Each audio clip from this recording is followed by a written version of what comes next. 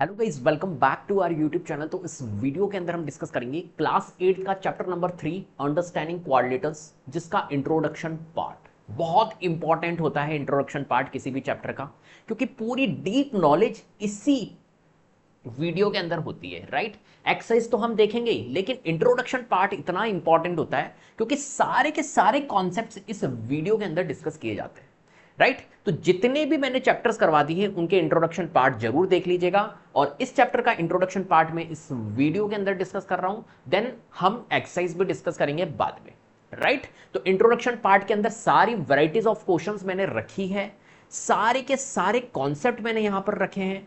तो अगर आपने इंट्रोडक्शन पार्ट देख लिया तो आपके लिए एक्सरसाइज करना बहुत ईजी हो जाएगा, राइट। तो चलिए शुरू करते हैं इंट्रोडक्शन पार्ट को। आ जाइए,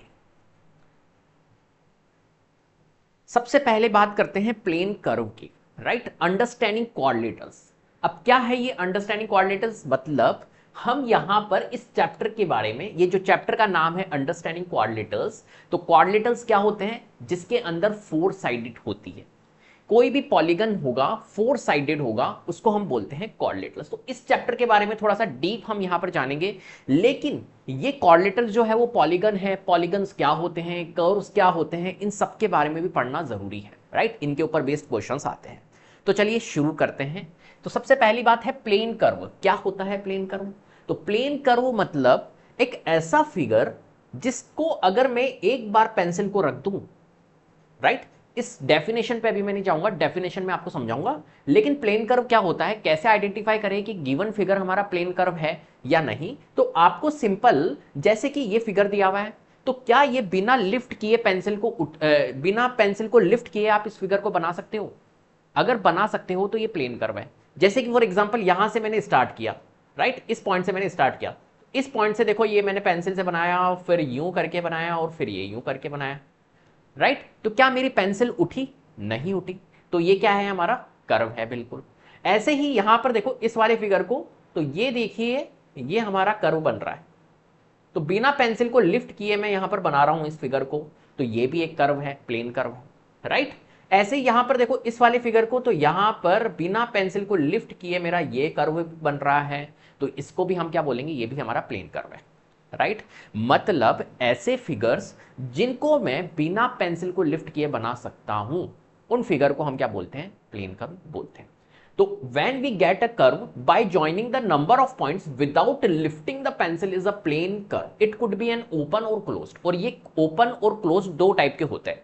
यहां पर जो ये फिगर्स मैंने बनाए हैं अभी आपके सामने, ये ओपन है।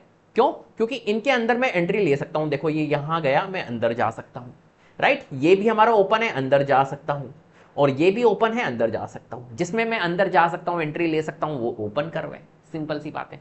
क्लोज्ड कर्व क्या होते हैं? Open curve. अब क्लोज्ड, यहां पर देखो ये भी कर्व है, क्योंकि मैं इन फिगर को भी बिना लिफ्ट किए पेंसिल को बना सकता हूं, राइट। देखिए कैसे, जैसे मैं मान के चलिए कि मैं यहां से स्टार्ट होता हूं, तो यहां से मैं स्टार्ट हुआ, और ये देखो बिना पेंसिल को लिफ्ट किए मैं इस फिगर को बना पा रहा हूं। इसलिए ये हमारा क्या है? ये हमारा कर्व है, क्लोज्ड कर्व है। और ये क्लोज्ड क्यों है? क्योंकि ये क्लोज्ड है, मैं इसके अंदर एंट्री नहीं ले सकता। जैसे ये वाले फिगर्स थे तो इनके अंदर एंट्री ले सकता हूं, इसको ओपन कर्व बोल दिया। ये वाले क्लोज्ड है, पैक्ड है, पैक्ड फिगर जो होंगे वो क्लोज्ड होंगे, तो यहां पर मैं इसके अंदर एंट्री नहीं ले सकता, ये क्लोज्ड कर्व है, राइट। ऐसे ही यहां पर देखो, यहां से मैं स्टार्ट होता हूं और मैं इस तरीके से बनाता हूं, मान के चलिए इस फिगर को, तो ये देखो बिना पेंसिल को लिफ्ट किए मैं यहां पर इस फिगर को बना पा रहा हूं। इसलिए ये वाला जो फिगर होगा ये हमारा कर्व होगा, क्लोज कर्व होगा, राइट। ऐसे ही ये वाला फिगर देखो, तो मान के चलिए कि मैं यहां से स्टार्ट होता हूं, तो देखो इस तरीके से मैं यहां पर बना पा रहा हूं। ये देखिए इस तरीके से बिना पेंसिल को लिफ्ट किए, पेंसिल मेरी कहीं पर भी नहीं उठ रही है, तो इस फिगर को भी हम कर्व बोलेंगे, प्लेन कर्व है, ये क्लोज्ड है। ऐसे ही यहां पर देखो ये राइट एंगल ट्राइंगल दिख रहा है आपको, तो इसको भी मैं बना पा रहा हूं, तो ये भी हमारा प्लेन कर्व है, क्लोज्ड है। ऐसे ही ये देखो स्टार आपको दिख रहा है, तो इस फिगर को भी मैं बिना पेंसिल को लिफ्ट किए मैं बना पा रहा हूं। जिस भी फिगर को आप बिना पेंसिल को लिफ्ट किए बना पा रहे हो, वो फिगर हमारा क्या होगा? कर्व होगा, प्लेन कर्व होगा। अब दो टाइप के होते हैं, ओपन कर्व, क्लोज कर्व, मैं बता चुका हूं। ये ओपन है, आपको साफ दिख रहा है, ओपन है, एंट्री ले सकते हो। ये क्लोज्ड है, बिल्कुल पैक्ड है, राइट। चलो, एक होता है सिंपल कर्व और एक होता है नॉन सिंपल कर्व। सिंपल सी बात है, ऐसे कर्व सिंपल कौन होंगे? जो इंटरसेक्ट नहीं करें, राइट। जैसे कि ये वाले जो फिगर्स थे ये सिंपल कर्व है ना, ये ओपन कर्व है और ये सिंपल है, क्योंकि यहां पर ये एक दूसरे को इंटरसेक्ट नहीं कर रहे। लेकिन यहां पर देखो आप, जैसे ये वाला कर्व है ये भी सिंपल कर्व है, इसको भी बिना लिफ्ट किए बना सकता हूं। देखो ये भी एक प्लेन कर्व है और बिना लिफ्ट किए, देखिए यहां से मैंने स्टार्ट किया और इस तरीके से मैं यहां पर बना रहा हूं, मेरी पेंसिल बिल्कुल भी नहीं उठ रही है। ये देखिए मैंने किस तरीके से ये कर्व बनाया है।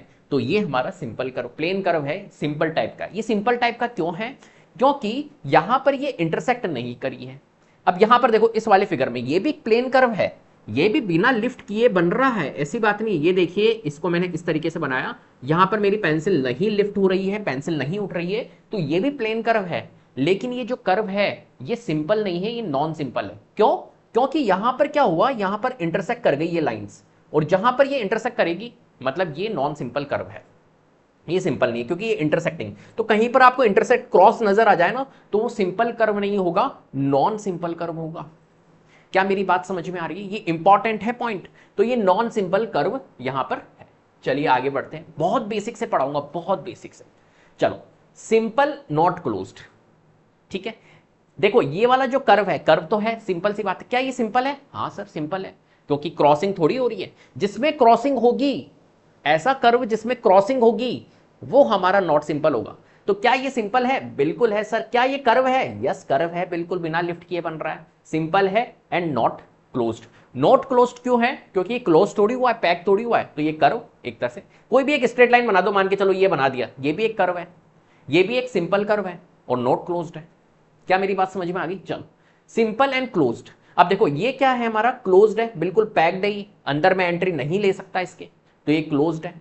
प्लस प्लस क्या ये सिंपल है? यस सिंपल है, क्योंकि यहां पर कोई क्रॉसिंग नहीं दिख रही। जहां पर कोई क्रॉसिंग नजर नहीं आएगी वो हमारा सिंपल कर्व है, तो यहां पर ये सिंपल कर्व है। ये वाला फिगर देखिए, इसमें मेरे को क्रॉसिंग नजर आ गई सर, तो इसका मतलब है ये नॉट सिंपल है, तो ये नॉट सिंपल है। और क्या ये क्लोज्ड है? यस ये क्लोज्ड है। क्यों? क्योंकि इसके अंदर देखो, इस फिगर के अंदर दो शेप्स बन रहे हैं, एक तो यहां पर बन रहा है और एक यहां पर बन रहा है। तो यहां पर देखो ये वाला फिगर भी क्लोज्ड है, बिल्कुल पैक्ड है, और ये वाला फिगर भी क्लोज्ड है, पैक्ड है। इसका मतलब है कि ये क्लोज्ड है। ये वाला फिगर देखो, ये वाला, ये फिगर को अगर आप देख रहे हो तो यहां पर ये इंटरसेक्टिंग नजर आ गई मेरे को, इंटरसेक्टिंग मतलब नॉट सिंपल, तो ये नॉट सिंपल है। क्या ये क्लोज्ड है?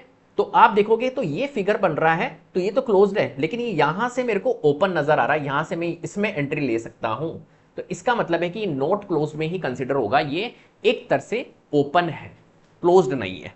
क्लियर है बात?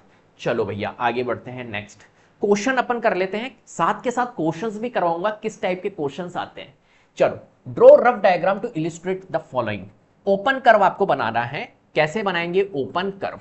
ठीक है, एक डायग्राम बनाना है, सिंपल सी बात है, ओपन कर्व। तो ओपन कर्व बना देता हूं, ये लीजिए, ये इस तरीके से मैंने कर्व बना दिया, ये लो ओपन कर्व, किसी भी तरीके से बना दो आप, ये लो इस तरीके से बना दो, यूं करके यूं करके यूं करके, ये ओपन रख दो, बस यहां से मैं एंट्री ले सकता हूं इसमें, यहां पर मैं इसमें एंट्री ले सकता हूं, किसी भी तरीके से आप ओपन कर्व बना सकते हो, राइट, बिना लिफ्ट किए बननी चाहिए, लेकिन ध्यान रखना। Second part, closed curve.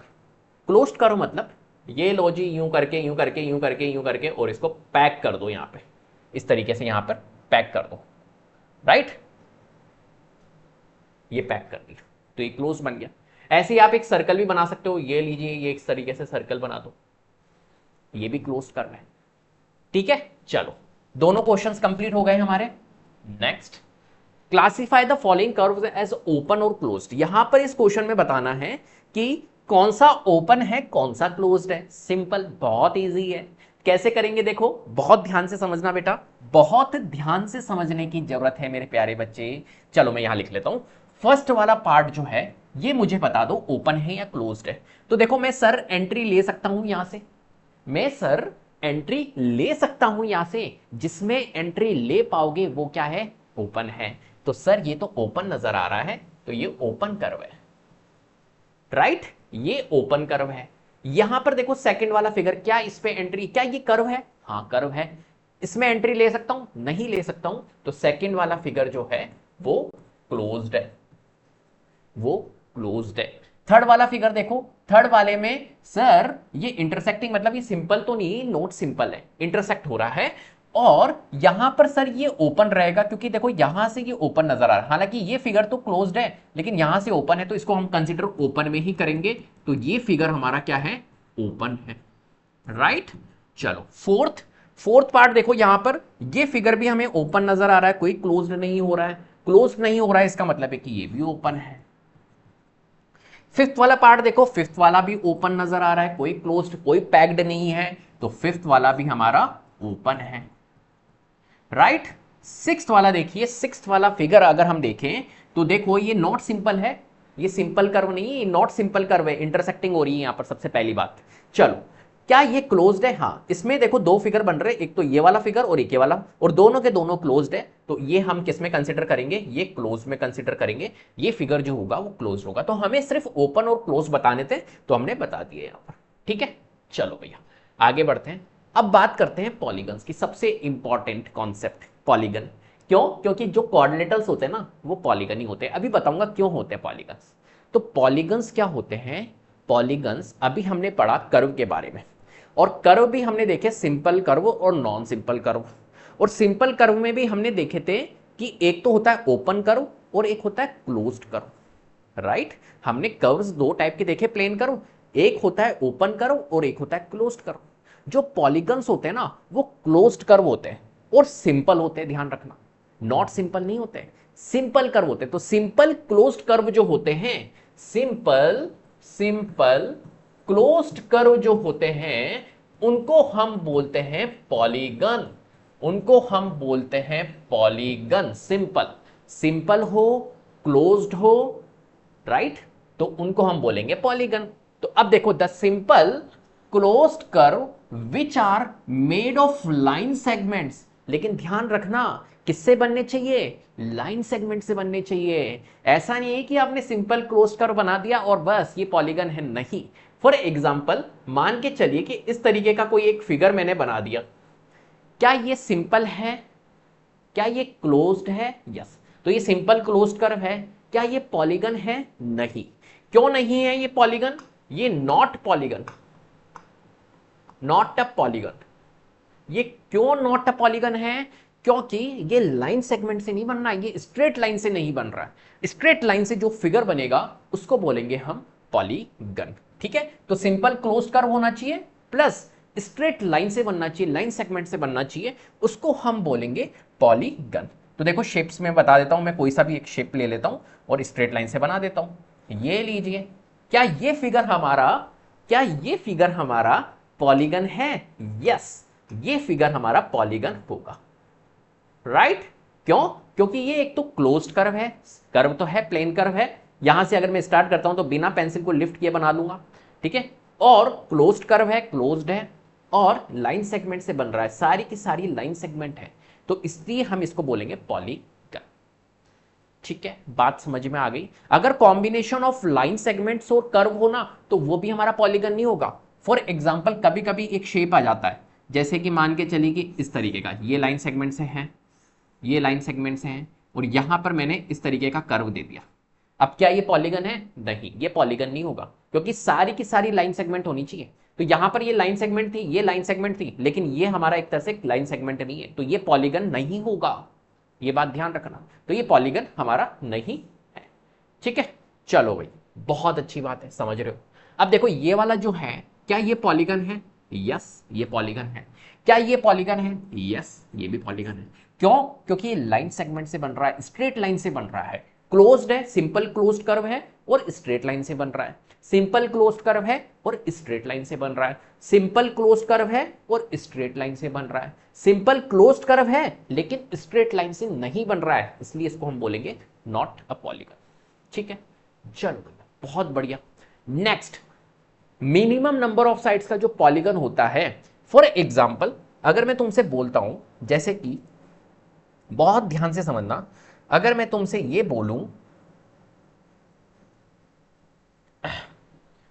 अगर मैं तुमसे ये बोलूं कि आप एक पॉलीगन बनाओ, तो मैं पॉलीगन बना रहा हूं, मान के चलो ये मैंने लाइन सेगमेंट एक ड्रॉ कर दी, सेकंड लाइन सेगमेंट मैंने इस तरीके से ड्रॉ कर दी, राइट। तो क्या मेरा एक साइड से पॉलीगन पॉसिबल है, नहीं, क्योंकि पॉलीगन की कंडीशन क्या है, क्लोज्ड फिगर होना चाहिए, राइट। पॉलीगन की कंडीशन क्या है, क्लोज्ड होना चाहिए और लाइन सेगमेंट से बनना चाहिए। क्या मेरा एक लाइन बनाने पे क्लोज्ड हो रहा था फिगर? नहीं। क्या मेरा दो लाइन बनाने पर क्लोज्ड हो रहा है फिगर? नहीं। अब क्या करूंगा सर, एक काम करो ना, क्लोज बनाने के लिए इसको मैच करो इससे, ये कर दी मैंने। क्या अब ये हमारा क्लोज्ड हो चुका है? यस। क्या लाइन सेगमेंट से बन रहा है? यस। तो ये क्या पॉलीगन है? यस, ये पॉलीगन। मतलब मिनिमम 3 नंबर ऑफ साइड्स की रिक्वायरमेंट होती है किसी भी पॉलीगन को बनाने के लिए, राइट। तो नंबर ऑफ साइड्स जो है वो 3 number of sides, minimum 3 number of sides तो होनी ही चाहिए पॉलीगन्स को बनाने के लिए। तो 3 नंबर ऑफ साइड्स का जो पॉलीगन होता है उसके नेम्स होते हैं, अलग अलग नेम होते हैं। 3 नंबर ऑफ साइड्स का पॉलीगन है उसको क्या बोलेंगे, 4 नंबर ऑफ साइड्स के पॉलीगन को हम क्या बोलेंगे, 5 नंबर ऑफ साइड्स के पॉलीगन को हम क्या बोलेंगे, राइट। अलग अलग नेमिंग है, तो ये नेमिंग आपको याद रहनी चाहिए, राइट। तो 3 नंबर ऑफ साइड्स की पॉलीगन को हम बोलेंगे ट्राइंगल्स। यहां पर देखो आपको ये पॉलीगन नजर आ रहा है, ट्राइंगल्स नजर आ रहा है ना। तो ये स्ट्रेट लाइन से बन रहा है, लाइन सेगमेंट से बन रहा है और पैक्ड है, राइट। ऐसे ही 4 नंबर ऑफ साइड से जो पॉलीगन बनेगा उसको हम बोलते हैं क्वाड्रिलेटरल। क्वाड्रिलेटरल देखो नजर आ रहा है, क्वाड्रिलेटरल 4 नंबर ऑफ साइड्स। यहां पर साइड्स अगर काउंट करोगे तो कितनी साइड्स है यहां पर, 1 2 3 4, 4 साइड्स है। यहां पर देखो कितनी साइड्स है, 1 2 3 साइड्स है, इसलिए इसको ट्राइंगल बोला। 4 साइड्स वाले को हम क्या बोलेंगे, 4 साइड्स वाले पॉलीगन को हम क्वाड्रिलेटरल बोलेंगे। क्वाड नाम में ही आ रहा है क्वाड्रिलेटरल, तो क्वाड मींस होता है 4, लेटरल मींस होता है साइड्स, नाम में ही आ रहा है, तो हम इसको क्या बोलेंगे, क्वाड्रिलेटरल। ऐसे यहां पर अगर 5 नंबर ऑफ साइड्स का कोई फिगर है, 5 नंबर ऑफ साइड्स का कोई पॉलीगन है, तो उसको हम बोलते हैं, देखो यहां पर 1 2 3 4 5, 5 नंबर ऑफ साइड्स है, तो इसको हम बोलेंगे पेंटागन। 6 नंबर ऑफ साइड्स को हम बोलेंगे हेक्सागन। 7 नंबर ऑफ साइड्स के पॉलीगन को हम बोलेंगे हेप्टागन। 8 को बोलेंगे ऑक्टागन। 9 को बोलेंगे नेनागन, इस तरीके से बोलते हैं। और 10 वाले को बोलेंगे डेकागन। ये आपको याद होनी चाहिए। क्लियर है बात? चलो, तो ये हमने पढ़ लिया। Next, regular and irregular polygon. अब क्या होता है रेगुलर और इरेगुलर? अभी हमने पॉलीगन्स के बारे में पढ़ा, तो पॉलीगन्स भी हमारे 2 टाइप्स के होते हैं, अलग होते हैं, कॉन्वेक्स और कॉन्केव भी होते हैं, अभी हम पढ़ेंगे। लेकिन एक रेगुलर पॉलीगन भी होता है और इरेगुलर पॉलीगन भी होता है। क्या होता है रेगुलर पॉलीगन, क्या होता है इरेगुलर पॉलीगन, इस चीज को समझने की कोशिश करते हैं। देखो रेगुलर पॉलीगन सिंपल, जिसके ऐसा पॉलीगन जिसके ऑल एंगल्स और ऑल साइड्स इक्विवेलेंट हो, उसको हम बोलेंगे रेगुलर पॉलीगन। सिंपल, जिस पॉलीगन की ऑल साइड्स और ऑल एंगल्स इक्विवेलेंट है, उस पॉलीगन को हम बोलेंगे रेगुलर पॉलीगन। और अगर नहीं है तो उसको बोलेंगे इरेगुलर पॉलीगन। जैसे कि इस शेप को अगर आप देख रहे हो, तो इस शेप के अंदर ऑल एंगल्स क्या है, इक्विवेलेंट है, राइट। और ऑल साइड्स भी इक्विवेलेंट है। कोई बता सकता है ये पॉलीगन किस टाइप का है, कौन सा पॉलीगन है? ये 4 नंबर ऑफ साइड्स का पॉलीगन है, तो ये क्वाड्रिलेटरल तो होगा, राइट। और ये किस कैटेगरी में आएगा, कौन सा क्वाड्रिलेटरल है? ये है हमारा स्क्वायर। क्योंकि स्क्वायर में क्या होता है, स्क्वायर में ऑल साइड्स इक्विवेलेंट होती है, 4 की 4 साइड्स इक्विवेलेंट होती है, और चारों के चारों एंगल्स हमारे क्या होते हैं, इक्वल होते हैं। 90 डिग्री होता है, ये 90 है, ये 90 है, ये 90 है, 90। तो जिस फिगर में, जिस पॉलीगन के अंदर ऑल साइड्स इक्विवेलेंट हो, ऑल एंगल्स इक्विवेलेंट हो, उसको हम बोलेंगे एक तरह से कि वो फिगर रेगुलर है।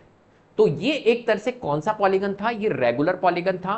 तो 4 साइड का जो रेगुलर पॉलीगन होता है उसको क्या बोलते हैं हम, 4 साइड के रेगुलर पॉलीगन को हम बोलते हैं स्क्वायर। क्लियर है बात? रेक्टेंगल क्या इस कैटेगरी में आएगा? क्या 4 साइडेड फिगर, जो 4 साइडेड रेगुलर पॉलीगन में मैं क्या रेक्टेंगल को ले सकता हूं?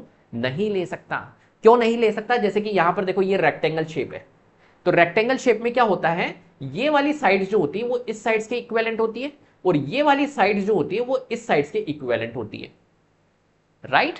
तो सारी की सारी साइड्स इक्विवेलेंट है क्या? नहीं। हाँ, सारे एंगल्स इक्वल जरूर होते हैं। ये 90 डिग्री है तो ये भी हमारा 90 होगा, ये भी 90 होता है और ये भी 90 होता है, तो ऑल एंगल्स इक्विवेलेंट होंगे, लेकिन साइड्स इक्विवेलेंट नहीं है। रेगुलर के लिए दोनों कंडीशंस आपकी इक्वल वो होनी चाहिए, वेरीफाइड होनी चाहिए। दोनों कंडीशन मींस दोनों, मतलब सारी साइड्स इक्विवेलेंट, सारे एंगल्स इक्विवेलेंट, उसको हम बोलेंगे रेगुलर। लेकिन इस केस में क्या हुआ, सारे एंगल्स तो इक्वल हैं लेकिन साइड्स इक्विवेलेंट नहीं है, इसलिए हम इसको बोलेंगे ये इरेगुलर पॉलीगन होता है 4 नंबर ऑफ साइड्स का, राइट। तो irregular polygon with unequal sides and equal angles, जो कि ये है। चलो भैया नेक्स्ट। तो रेगुलर पॉलीगन अगर हम देखें तो 4 साइड्स का देखें तो यहां पर देखो ये आपको स्क्वायर नजर आ रहा है, तो स्क्वायर जो होता है वो हमारा क्या होता है, रेगुलर पॉलीगन होता है। ठीक है, ऐसे ही आप देखो ये वाला जो फिगर दिख रहा है ये पेंटागन है, रेगुलर पेंटागन है। रेगुलर पेंटागन मींस सारी की सारी साइड्स हमारी क्या है, इक्विवेलेंट है, और जितने भी एंगल्स यहां पर बन रहे हैं ये भी सारे इक्विवेलेंट है, राइट।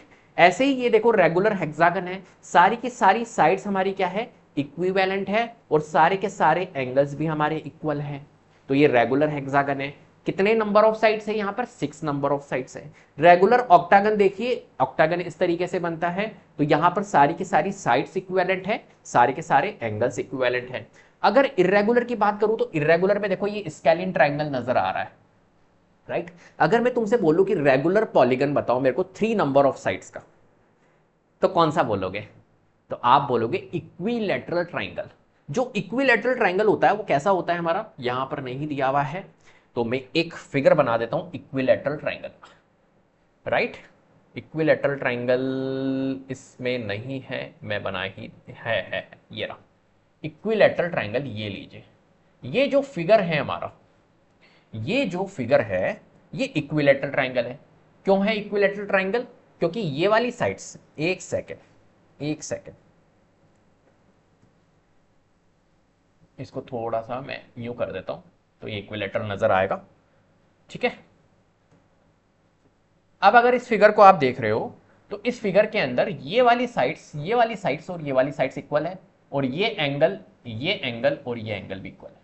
जो एंगल्स होते हैं वो सारे के सारे इक्विलैटरल ट्रायंगल में 60-60 डिग्री के होते हैं, याद रखना सारे के सारे एंगल 60-60 डिग्री के होंगे इक्विलैटरल ट्रायंगल के अंदर, और सारी साइड्स हमारी क्या होती है, इक्विवेलेंट होती है। तो ये वाला जो शेप है ये कौन सा शेप है, ये रेगुलर पॉलीगन है।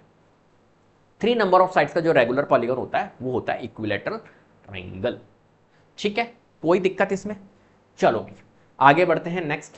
तो देखो इरेगुलर पॉलीगन है स्केलिन ट्रायंगल जैसे, स्केलिन ट्रायंगल में क्या होता है, साइड्स इक्विवेलेंट नहीं होती है, राइट, एंगल्स भी इक्वल नहीं होते।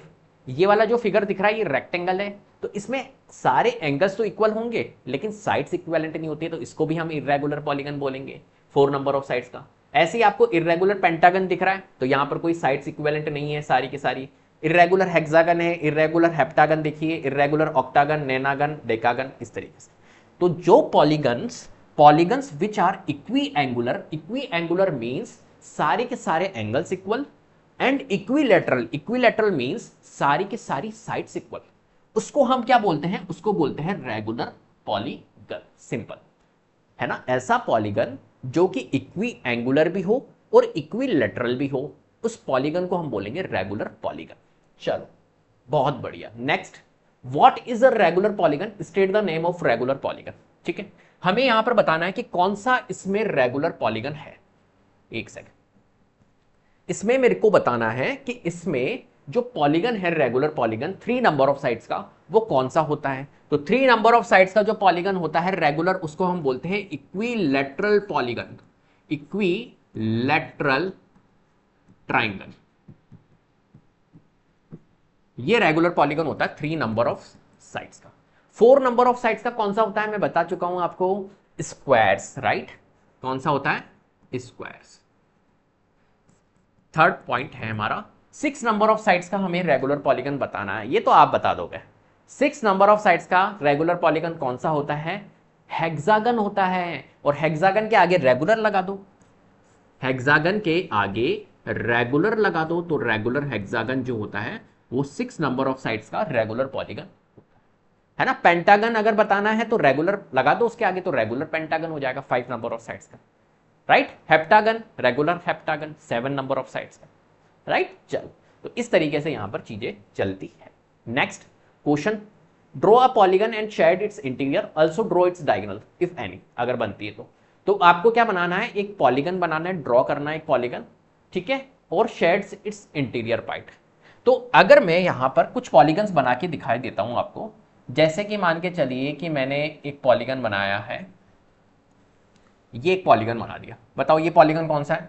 और भी पॉलीगन अपन बना लेते हैं यहां पर, ये लीजिए एक पॉलीगन मैंने ये बना दिया, और पॉलीगन बनाए हैं, और पॉलीगन कौन सा बनाए भाई, एक ये बना लेते हैं, ये बना लेते हैं, ये लीजिए, बस बहुत है। ठीक है, ये सारे पॉलीगन्स मैंने यहां पर ड्रॉ कर लिए। अब देखना समझना मेरी बात बहुत ध्यान से। इसने बोला है कि ड्रॉ अ पॉलीगन, तो मैंने ये पॉलीगन ड्रॉ कर दिया। इस पॉलीगन को क्या बोलते हैं, ये पॉलीगन है हमारा ट्राइंगल। 3 नंबर ऑफ साइड्स का पॉलीगन है, तो ये ट्राइंगल है। ठीक है, ये वाला जो फिगर है ये 4 नंबर ऑफ साइड्स का है, तो ये हमारा क्या है, क्वाड्रिलेटरल है। ये भी पॉलीगन है और ये भी हमारा पॉलीगन है। 1 2 3 4 5 नंबर ऑफ साइड्स का है, तो इसको हम बोलेंगे पेंटागन। अब अगर मैं तुमसे ये बात करूं कि यहां पर हमें क्या बनानी है, यहां पर इंटीरियर पार्ट को शेड भी करना है, तो इंटीरियर पार्ट हमारा क्या हो जाएगा, ये वाला हो जाएगा। तो आप शेड कर देना इस तरीके से शेड। ऐसे ही इसका इंटीरियर पार्ट ये वाला है, तो इसको शेड कर दो। इंटीरियर पार्ट ये है, तो इसको शेड कर दो। क्लियर है बात, शेड कर लेना। फिर इसने कहा है इसके डायगोनल्स भी ड्रॉ करनी है। अब डायगोनल्स क्या होता है, डायगोनल्स होता है जैसे कि फॉर एग्जांपल, अभी मैं डिस्कस भी करूंगा, आपके लिए लेकर आया हूं डायगोनल्स। जैसे कि फॉर एग्जांपल यहां से अगर मेरे को डायगोनल्स ड्रॉ करनी हो, तो इसका कॉन्जिक्यूटिव पॉइंट जो होता है, इसका पड़ोसी, ठीक है, एक तो होता है एडजेसेंट, एडजेसेंट मींस बिल्कुल पड़ोसी, और एक होता है नॉन एडजेसेंट जो कि पड़ोसी नहीं। जैसे कि फॉर एग्जांपल इसका पड़ोसी कौन है, इसका एडजेसेंट कौन है, तो इसका एडजेसेंट ये है और इसका एडजेसेंट ये भी है, दोनों पड़ोसी हैं, राइट। तो नॉन एडजेसेंट पॉइंट से जो कनेक्ट होती है उसको हम बोलते हैं डायगोनल्स। तो पहली बात तो ट्राइंगल में पॉसिबल ही नहीं है डायगोनल्स, क्यों, क्योंकि ये वाला भी एडजेसेंट है और ये वाला पॉइंट भी एडजेसेंट है। तो अगर मैं इसको इससे कनेक्ट करूं, इससे कनेक्ट करूं, तो डायगोनल्स बनेगी नहीं, यहां पर पॉसिबल ही नहीं है। लेकिन यहां पर इस फिगर में देखो, इस फिगर के अंदर अगर मैं यहां से डायगोनल्स ड्रॉ करना चाहता हूं, तो यहां से ड्रॉ करूंगा, तो ये देखो एडजेसेंट है, इसका पड़ोसी है, और ये भी एडजेसेंट है। कौन एडजेसेंट नहीं है, ये वाला पॉइंट एडजेसेंट नहीं है। आ रही बात समझ में, ये पड़ोसी नहीं है, तो इससे इसको कनेक्ट कर सकता हूं मैं कुल मिला के। तो ये मैंने कनेक्ट कर दी, तो ये बन गई एक डायगोनल। ऐसे ही क्या मैं यहां से ड्रॉ कर सकता हूं, यस। देखो ये इसका पड़ोसी है, इसका पड़ोसी ये है, एडजेसेंट पॉइंट है, और इसका ये भी एडजेसेंट पॉइंट है, मतलब कुल मिला के इसके पड़ोसी है ये, राइट। तो मैं किसको कनेक्ट करूंगा, ये इसका पड़ोसी नहीं है, तो मैं इसको इससे कनेक्ट कर दूंगा। तो ये बन गई हमारी एक तरह से नॉन एडजेसेंट पॉइंट से, तो ये भी हमारी बन गई डायगोनल्स। क्या मैं यहां से इसके डायगोनल्स बना सकता हूं, तो इसका तो ऑलरेडी बना हुआ है इससे, तो कुल मिला के 2 डायगोनल्स यहां पर पॉसिबल। कितनी डायगोनल्स पॉसिबल होती है किसी भी पॉलीगन में, उसका भी फॉर्मूला होता है, वो अभी मैं डिस्कस करूंगा। तो यहां पर मैंने 2 डायगोनल्स बना दी। यहां पर देखो इस फिगर के अंदर ट्राइंगल में डायगोनल्स पॉसिबल नहीं है, वो मैंने आपको बता दिया क्यों नहीं है, क्योंकि यहां पर नॉन एडजेसेंट पॉइंट नहीं होते। यहां पर देखो, अगर मैं यहां पे इस शेप से डायगोनल्स क्रिएट करना चाहूं तो कैसे करूंगा, इसका पड़ोसी ये वाला है, ये वाला है, मतलब एडजेसेंट पॉइंट ये है और ये है, बिल्कुल। कौन सा नहीं है, ये वाला नहीं है और ये वाला नहीं है, तो ये नॉन एडजेसेंट पॉइंट है और ये भी नॉन एडजेसेंट पॉइंट है। और नॉन एडजेसेंट पॉइंट से इसको कनेक्ट कर दो, तो ये लीजिए, इसको इससे कनेक्ट कर दो, ये एक डायगोनल बन गई और ये दूसरी डायगोनल बन गई। स्केल से बनानी है आपको डायगोनल्स, मैं तो ऐसे ही बना रहा हूं, लेकिन स्केल से बनानी है। 2 डायगोनल हो गई, ठीक है। चलो, तो यहां से इस पॉइंट से 2 डायगोनल्स हमारी बन चुकी है, ठीक है। यहां मैं लिख लेता हूं 2 डायगोनल्स बन गई हमारी अभी तक। अब मैं आता हूं इस पॉइंट पे, इस पॉइंट से देखता हूं इस पॉइंट से कौन सा एडजेसेंट पॉइंट है, तो इस पॉइंट का एडजेसेंट ये है और ये है। कौन सा नहीं है, ये वाला नहीं है और ये वाला भी नहीं है, तो मैं इसको और इसको कनेक्ट करूंगा। तो यहां पे मैंने इसको कनेक्ट करा 1 और 2, तो फिर मेरी 2 डायगोनल्स और बन गई, राइट। फिर आया मैं यूं चल रहा हूं, फिर आया मैं यहां पर इस वाले पॉइंट पे। इस पॉइंट पे जब आया तो इसका पड़ोसी ये है और ये है। कौन नहीं है, इसका पड़ोसी ये नहीं है और इसका पड़ोसी ये भी नहीं है। तो देखो यहां से यहां तक तो कनेक्टेड है, लेकिन ये कनेक्टेड नहीं है, इसको कनेक्ट कर दो, तो एक डायगोनल और बन गई। फिर देखो आप यहां पे आया मैं, यहां आने के बाद में यहां पर आया, इस पॉइंट से, सारे पॉइंट से हमारे को डायगोनल्स क्रिएट करनी है। इस पॉइंट पे जैसे ही आऊंगा तो इस पॉइंट का जो एडजेसेंट पॉइंट है ये दोनों है, ये नहीं है और ये नहीं है, तो ये देखो ऑलरेडी कनेक्टेड है, तो आपको नहीं बनानी है फिर से। फिर मैं आया इस पॉइंट पे, तो इस पॉइंट से ये वाला कनेक्टेड है, ये वाला, मतलब ये दोनों एडजेसेंट है, तो ये वाला और ये वाला, तो ये ऑलरेडी कनेक्टेड है, तो ये भी नहीं बनेगा इस पॉइंट पे। तो कुल मिला के टोटल हमारी जो डायगोनल्स बन रही है वो कितनी बन रही है, यहाँ पर 5 डायगोनल्स। तो जो हमारा पेंटागन है इसके अंदर कितनी डायगोनल्स पॉसिबल है, 5 डायगोनल्स पॉसिबल। इस तरीके से डायगोनल्स को बनाया जाता है। ट्राइंगल्स में कोई डायगोनल्स पॉसिबल नहीं है, ट्राइंगल्स में कोई डायगोनल्स नहीं होती। यहां पर कितनी डायगोनल्स है, यहां पर है हमारी 2 डायगोनल्स। अभी देखो यहां पर मैंने 5 निकाली, यहां पर मैंने 2 निकाली। कैसे निकालेंगे, फॉर्मूले की हेल्प से भी हम डायगोनल्स बता सकते हैं कि कितनी नंबर ऑफ डायगोनल्स बनेगी, अभी बताएंगे। क्वेश्चन है illustrate if possible each one of the following with a rough diagram a close curve that is not a polygon. ठीक है, क्या पॉसिबल है एक क्लोज कर्व जो कि पॉलीगन नहीं हो? बिल्कुल पॉसिबल है, एक क्लोज कर्व बना दो और पॉलीगन मत बनाओ, एक सर्कल ड्रॉ कर दो ना, है ना। सर्कल जो होता है वो क्लोज कर्व होता है और वो पॉलीगन भी नहीं होता क्योंकि वो स्ट्रेट लाइन से नहीं बनता है, राइट। तो एक काम करते हैं, फर्स्ट वाला जो पार्ट है इसके लिए हम सर्कल ड्रॉ कर दो या कुछ भी कर दो यार, कुछ भी बना दो। मैं तो सर्कल ड्रॉ कर रहा हूं, ये लो जी। अरे ये तो पॉलीगन हो गया, ये तो पॉलीगन हो गया भैया, एक सेकंड, ये लो, ये मैंने सर्कल ड्रॉ कर दिया, इस तरीके का शेप बना दिया मैंने कोई, राइट। तो ये एक तरह से हमारा शेप बन गया फर्स्ट वाले पार्ट के लिए। तो ये क्लोज्ड कर्व है, क्लोज्ड है ये, और ये पॉलीगन नहीं है। सेकंड,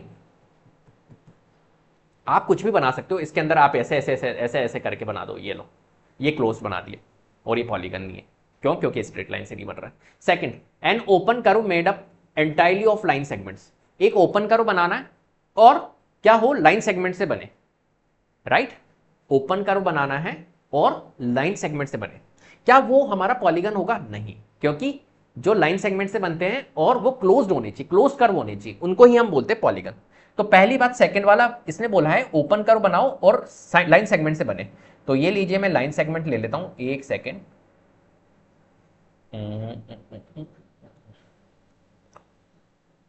इस तरीके से मैं बना देता हूं लाइन सेगमेंट्स, ठीक है।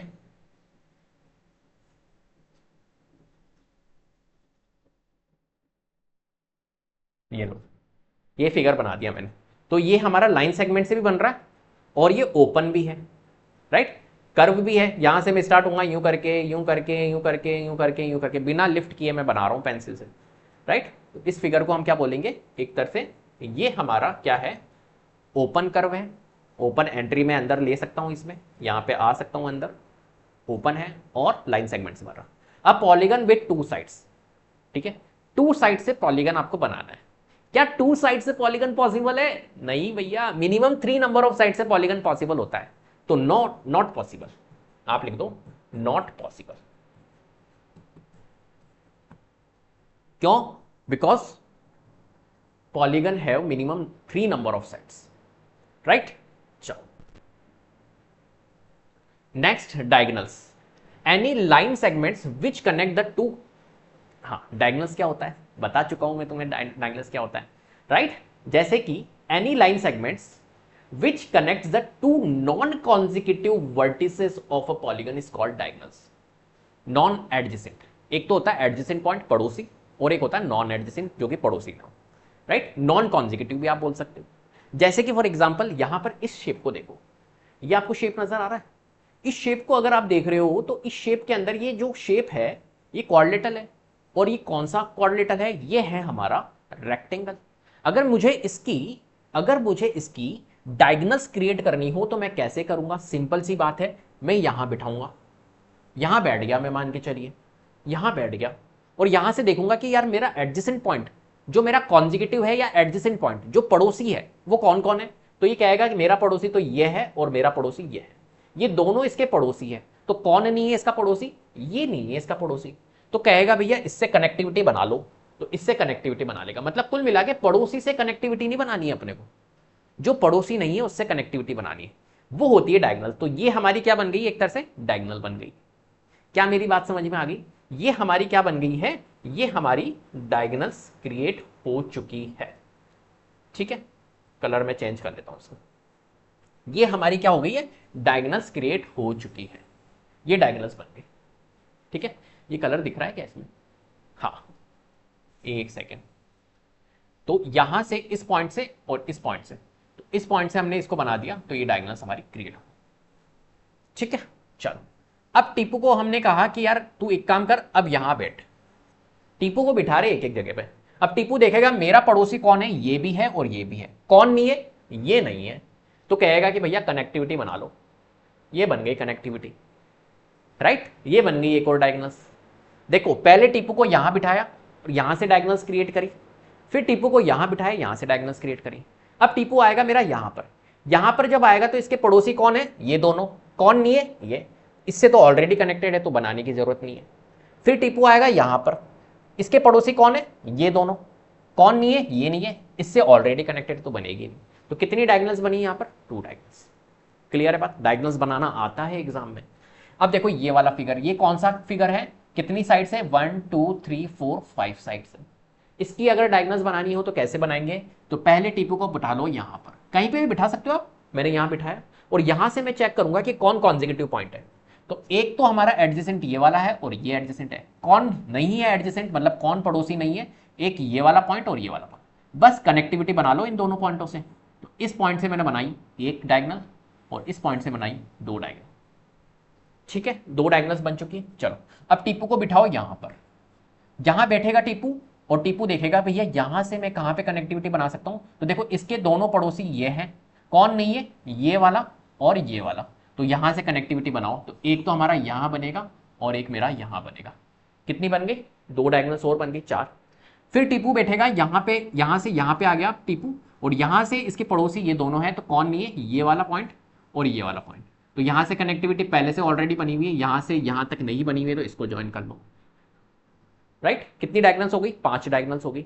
अब उसके बाद में टीपू यहां से यहां आ जाएगा, यहां से देखेगा ये दोनों एडजेसेंट है, नॉन एडजेसेंट ये वाले हैं, ऑलरेडी कनेक्टेड है, बनाने की रिक्वायरमेंट नहीं है। फिर टीपू यहां आएगा, दोनों एडजेसेंट है और ये नॉन एडजेसेंट पॉइंट से ऑलरेडी कनेक्टेड है, तो यहां पर डायगोनल्स हमारी क्रिएट हो गई 5। ठीक है, ऐसे इसमें भी आप शेप में बना सकते हो, इसमें भी डायगोनल्स क्रिएट कर सकते हो। कैसे करोगे, सबसे पहले आपको यहां बैठना है, टीपू को यहां बिठा दो मान के चलिए। तो इसके एडजेसेंट पॉइंट कौन से हैं, ये वाला और ये वाला। कौन सा नहीं है, ये वाला नहीं है, तो यहां से हमें कनेक्ट करना है, ये वाला भी नहीं है और ये वाला भी नहीं है।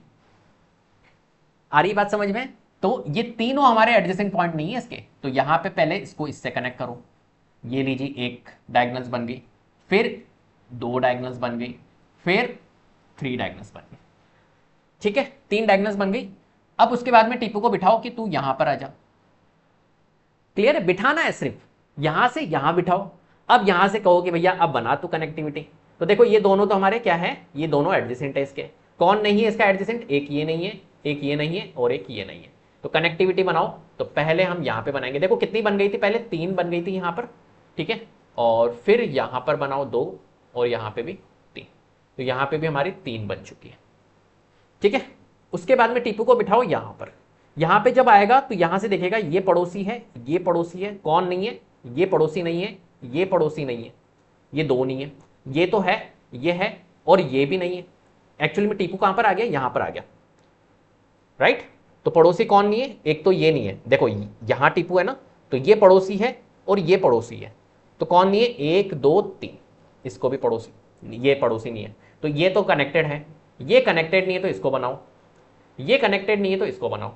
कितनी डायगोनल्स बनी, 2 डायगोनल्स बन गई। और अब आ गया टीपू अपना यहां पर। यहां पर जब टीपू आएगा तो यहां से देखेगा कि ये पड़ोसी है, ये पड़ोसी नहीं, कौन नहीं है, ये नहीं है, ऑलरेडी बनी हुई है, ये नहीं है, ऑलरेडी बनी हुई है, ये नहीं है, ऑलरेडी नहीं बनी हुई है, तो इसको बनाओ। तो ये बन गई एक और डायगोनल। ठीक है, फिर टीपू आएगा यहां पर, तो यहां पर जब बैठेगा तो यहां से तो देखो सबकी कनेक्टिविटी बनी हुई है, ये दोनों तो पड़ोसी है, यहां से यहां भी बना हुआ है, यहां से यहां भी बना हुआ है, यहां से यहां भी बना हुआ है, ऐसे यहां पर आएगा, सब जगह बनी हुई है। तो टोटल कितनी बनी है, 3 3 6 7 8 9, 9 डायगोनल्स यहां पर क्रिएट हुई है। तो कितनी डायगोनल्स बनेगी यहां पर इस फिगर के अंदर, 9 डायगोनल्स बनेगी। अभी हम निकालेंगे फॉर्मूले से, ये फॉर्मूला है, इस फॉर्मूले से हम डायगोनल्स निकालना भी सीखेंगे, किसी भी पॉलीगन की हम कैसे डायगोनल्स बता सकते हैं बिना बनाए, बिना डायगोनल्स को क्रिएट किए फॉर्मूले की हेल्प से कैसे बता सकते हैं कि कितनी नंबर ऑफ डायगोनल्स यहां पर बनेगी। जैसे यहां पर कितनी बनी थी, यहां पर हमारी 5 बनी थी पेंटागन में, यहां पर 2 बनी है, यहां पर 9 बनी है, कैसे बताएंगे फॉर्मूले की हेल्प से, अभी देखेंगे।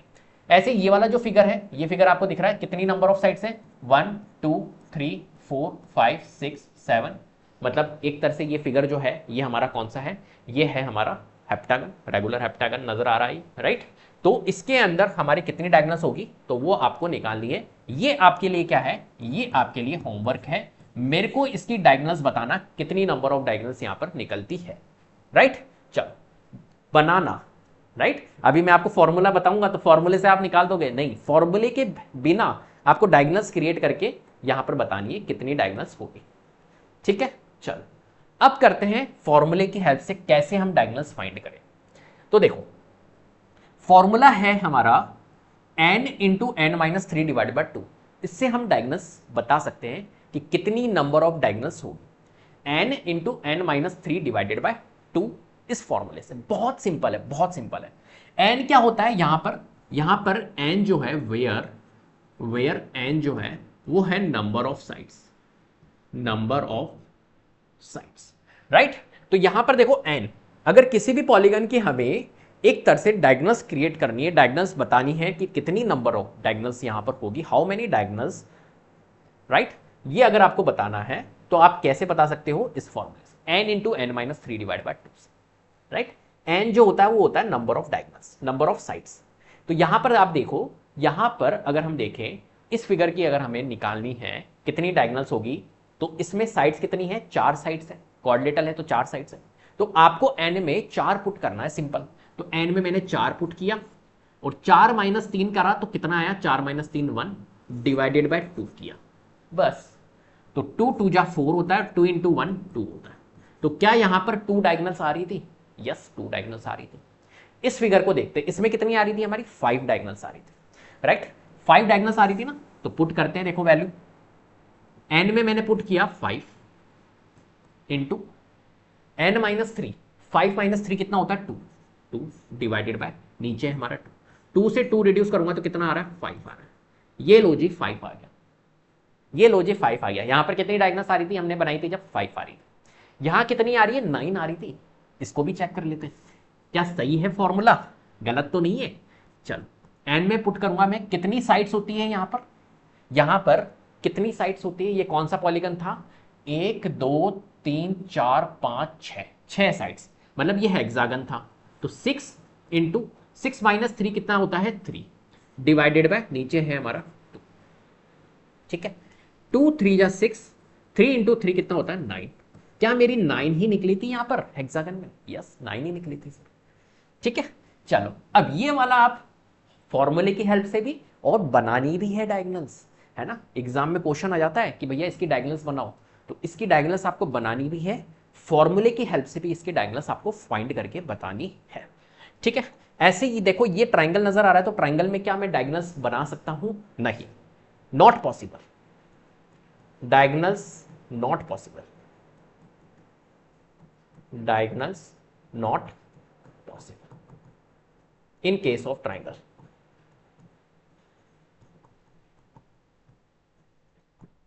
राइट, क्योंकि एडजेसेंट पॉइंट ही यहां पर नहीं है, और नॉन एडजेसेंट पॉइंट ही यहां पर नहीं है। नॉन एडजेसेंट वर्टिसेस अगर नहीं होगी तो फिर कनेक्टिविटी कहां से बनेगी, इसलिए डायगोनल्स नहीं बनती है, ठीक है। और इस फॉर्मूले में भी लगा सकते हो आप, इस फॉर्मूले में लगाओ, देखो एक बार ट्राइंगल की कितनी डायगोनल्स निकलती है, देखते हैं, ठीक है। इस फॉर्मूले में लगाते हैं तो क्या होता है formula, n into n minus 3, तो ट्राइंगल में कितनी है 3, तो मैं n में रखूंगा 3 इंटू 3 माइनस 3 कितना होता है 0 डिवाइडेड बाय 2, तो ये कितना आ जाएगा 0 डिवाइडेड बाय 2, और 0 डिवाइडेड बाय 2 क्या होता है, 0 ही होता है। तो ट्राइंगल्स में कितनी डायगोनल्स है, 0 डायगोनल्स, डायगोनल्स पॉसिबल नहीं है, 0 डायगोनल्स यहां पर होती, राइट। तो डायगोनल्स अगर पूछ लें हमारी किसकी, ट्राइंगल्स की, तो कितनी डायगोनल्स होती है, 0 डायगोनल्स, वहां पर कोई डायगोनल्स नहीं बनेगी, ठीक है। चलो next question, how many diagonals does each of the following है, अ कॉन्वेक्स क्वाड्रिलेटरल, राइट, इसमें कितनी डायगोनल्स पॉसिबल, फर्स्ट वाला पार्ट है कॉन्वेक्स क्वाड्रिलेटरल। अब देखो अभी हम कॉन्वेक्स और कॉन्केव इस पॉलीगन के बारे में भी देखेंगे, ये कॉन्वेक्स पॉलीगन क्या होता है, कॉन्केव पॉलीगन।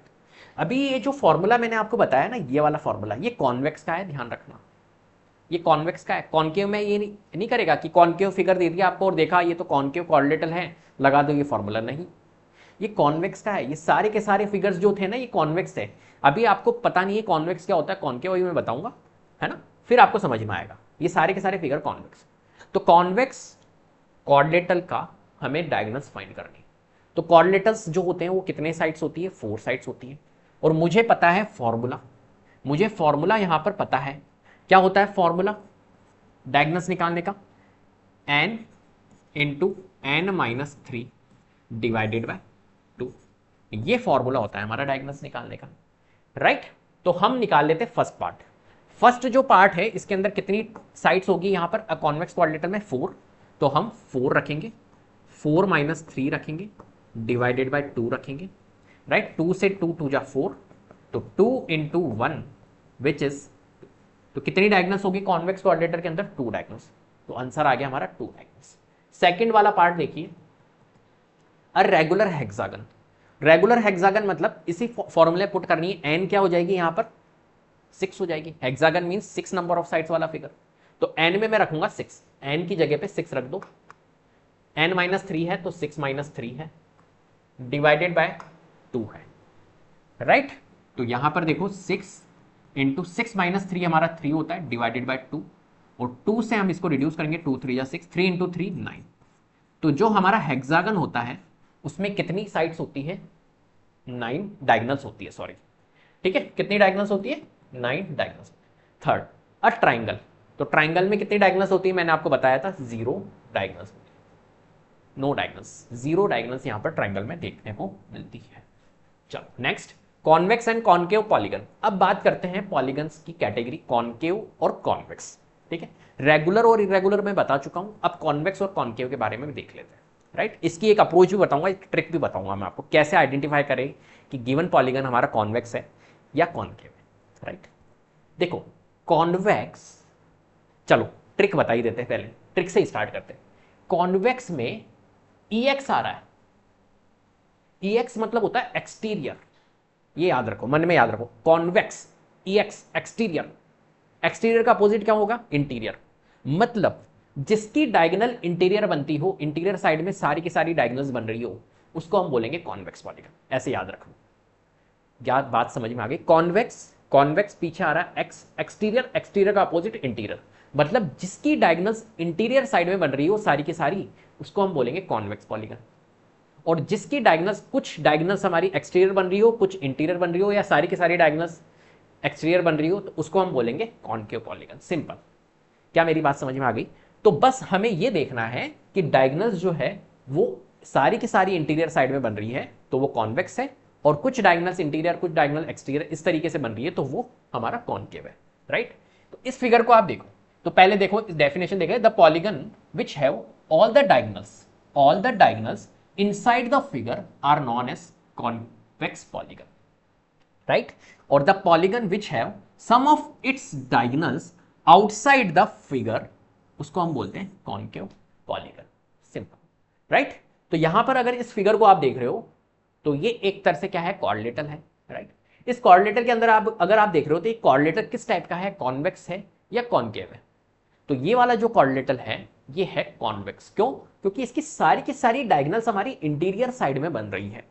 ये देखो आप, ये वाला अगर मैं देखूं तो इसकी डायगोनल्स ये वाली बन रही है, और ये डायगोनल्स बनाना आपको बता दिया मैंने कैसे डायगोनल्स क्रिएट करते हैं। तो ये डायगोनल्स हमने बना ली इसकी, तो सारी की सारी डायगोनल्स कहां पर है? इस फिगर के इंटीरियर साइड में है, और इंटीरियर साइड में है तो ये कॉन्वेक्स है। अभी एक्सटीरियर कैसे बनेगी डायगोनल्स वो ही बताऊंगा, फिगर है हमारे पास, राइट। तो ये क्वाड्रिलेटरल है। ऐसे ही देखो ये वाले जो फिगर्स दिए हुए हैं ये कॉन्वेक्स है या कॉनकेव है? तो ये देखो कॉन्वेक्स पॉलीगन है। क्यों? क्योंकि इसकी डायगोनल्स जब मैं बनाऊंगा तो अंदर ही बनेगी, ऑब्वियसली बात है। इसकी जो डायगोनल्स बनेगी वो यहां पर ऐसे बनेगी, यूं करके, राइट। अगर मैं इसकी डायगोनल्स बनाना चाहूं तो इस तरीके से बनेगी, तो इंटीरियर साइड में बनेगी। ऐसे इसकी डायगोनल्स बनाना चाहूं तो इंटीरियर साइड में बनेगी, इसकी डायगोनल्स बनाना चाहूं तो इंटीरियर साइड में बनेगी। सारी की सारी डायगोनल्स इंटीरियर साइड में बनेगी, इसलिए कॉन्वेक्स पॉलीगन है, राइट। तो ये पॉलीगन सारे के सारे क्या है? ये कॉन्वेक्स पॉलीगन है।